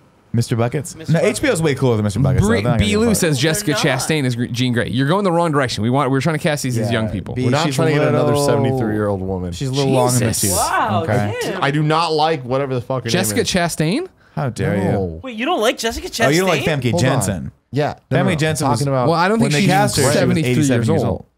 Yeah, I know. So am Do I. you not watch XCU in Review? Yeah, we make She's fun of it. 73 years old. There are 2 people we don't like, and we're not being ageist. We're just not. We don't like them. Cyclops. The 94-year-old Aunt May, who is so brittle that if someone threw a bomb at her fucking bedroom, there's no way she could have survived that. She still does anyway. You also, I mean, I like you're limited to 2 people. You also don't like Tobey Maguire. Nobody likes fucking some of hate that. Not because of his Tobey age, though. It's because of his Kevin. What is it because of? His stupid fucking His face. stupid fucking dumb face. face. That's why. God, it's a dumb Kevin hates If his you face. didn't know, ladies and gentlemen, Don't this fucking- has don't been censor me, the motherfucker. Game Over Greggy post show. If you enjoyed it, thank you for supporting on patreon.com/kindafunny in whatever method you do. If you didn't enjoy it, I don't bet you weren't watching it. You're probably over there. You're just watching on YouTube. You didn't even know this is up there. You know what I mean? Don't worry about it. Stay away from spoilers for Spider-Man. They're all over the place now, apparently. Even if other people break the embargo, we won't. Better than that, man. We are better than that. I love you. Can I spoil something? Oh, Jesus, God. What do you want to spoil for me? Fine, it's fine. What do you watch on YouTube? What are you looking for? Use your microphone. I'm looking for those end credits for real sex. Use your microphone. HB. I got probably put You're HB. using Greg's microphone. Well, if you just search, real sex, you're going to find a whole bunch of stuff, Now probably. I don't know Greg's if using that's... his microphone. Yeah, I'm using my microphone. Natalie Dormer She's got something. for Professor X. Here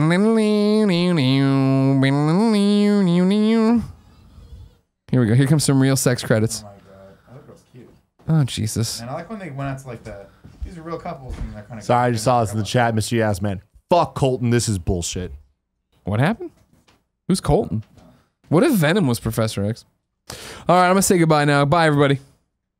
Damn it! I can't find it. Sorry.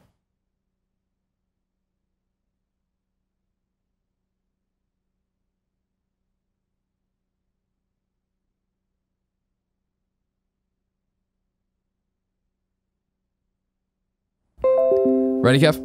Yeah.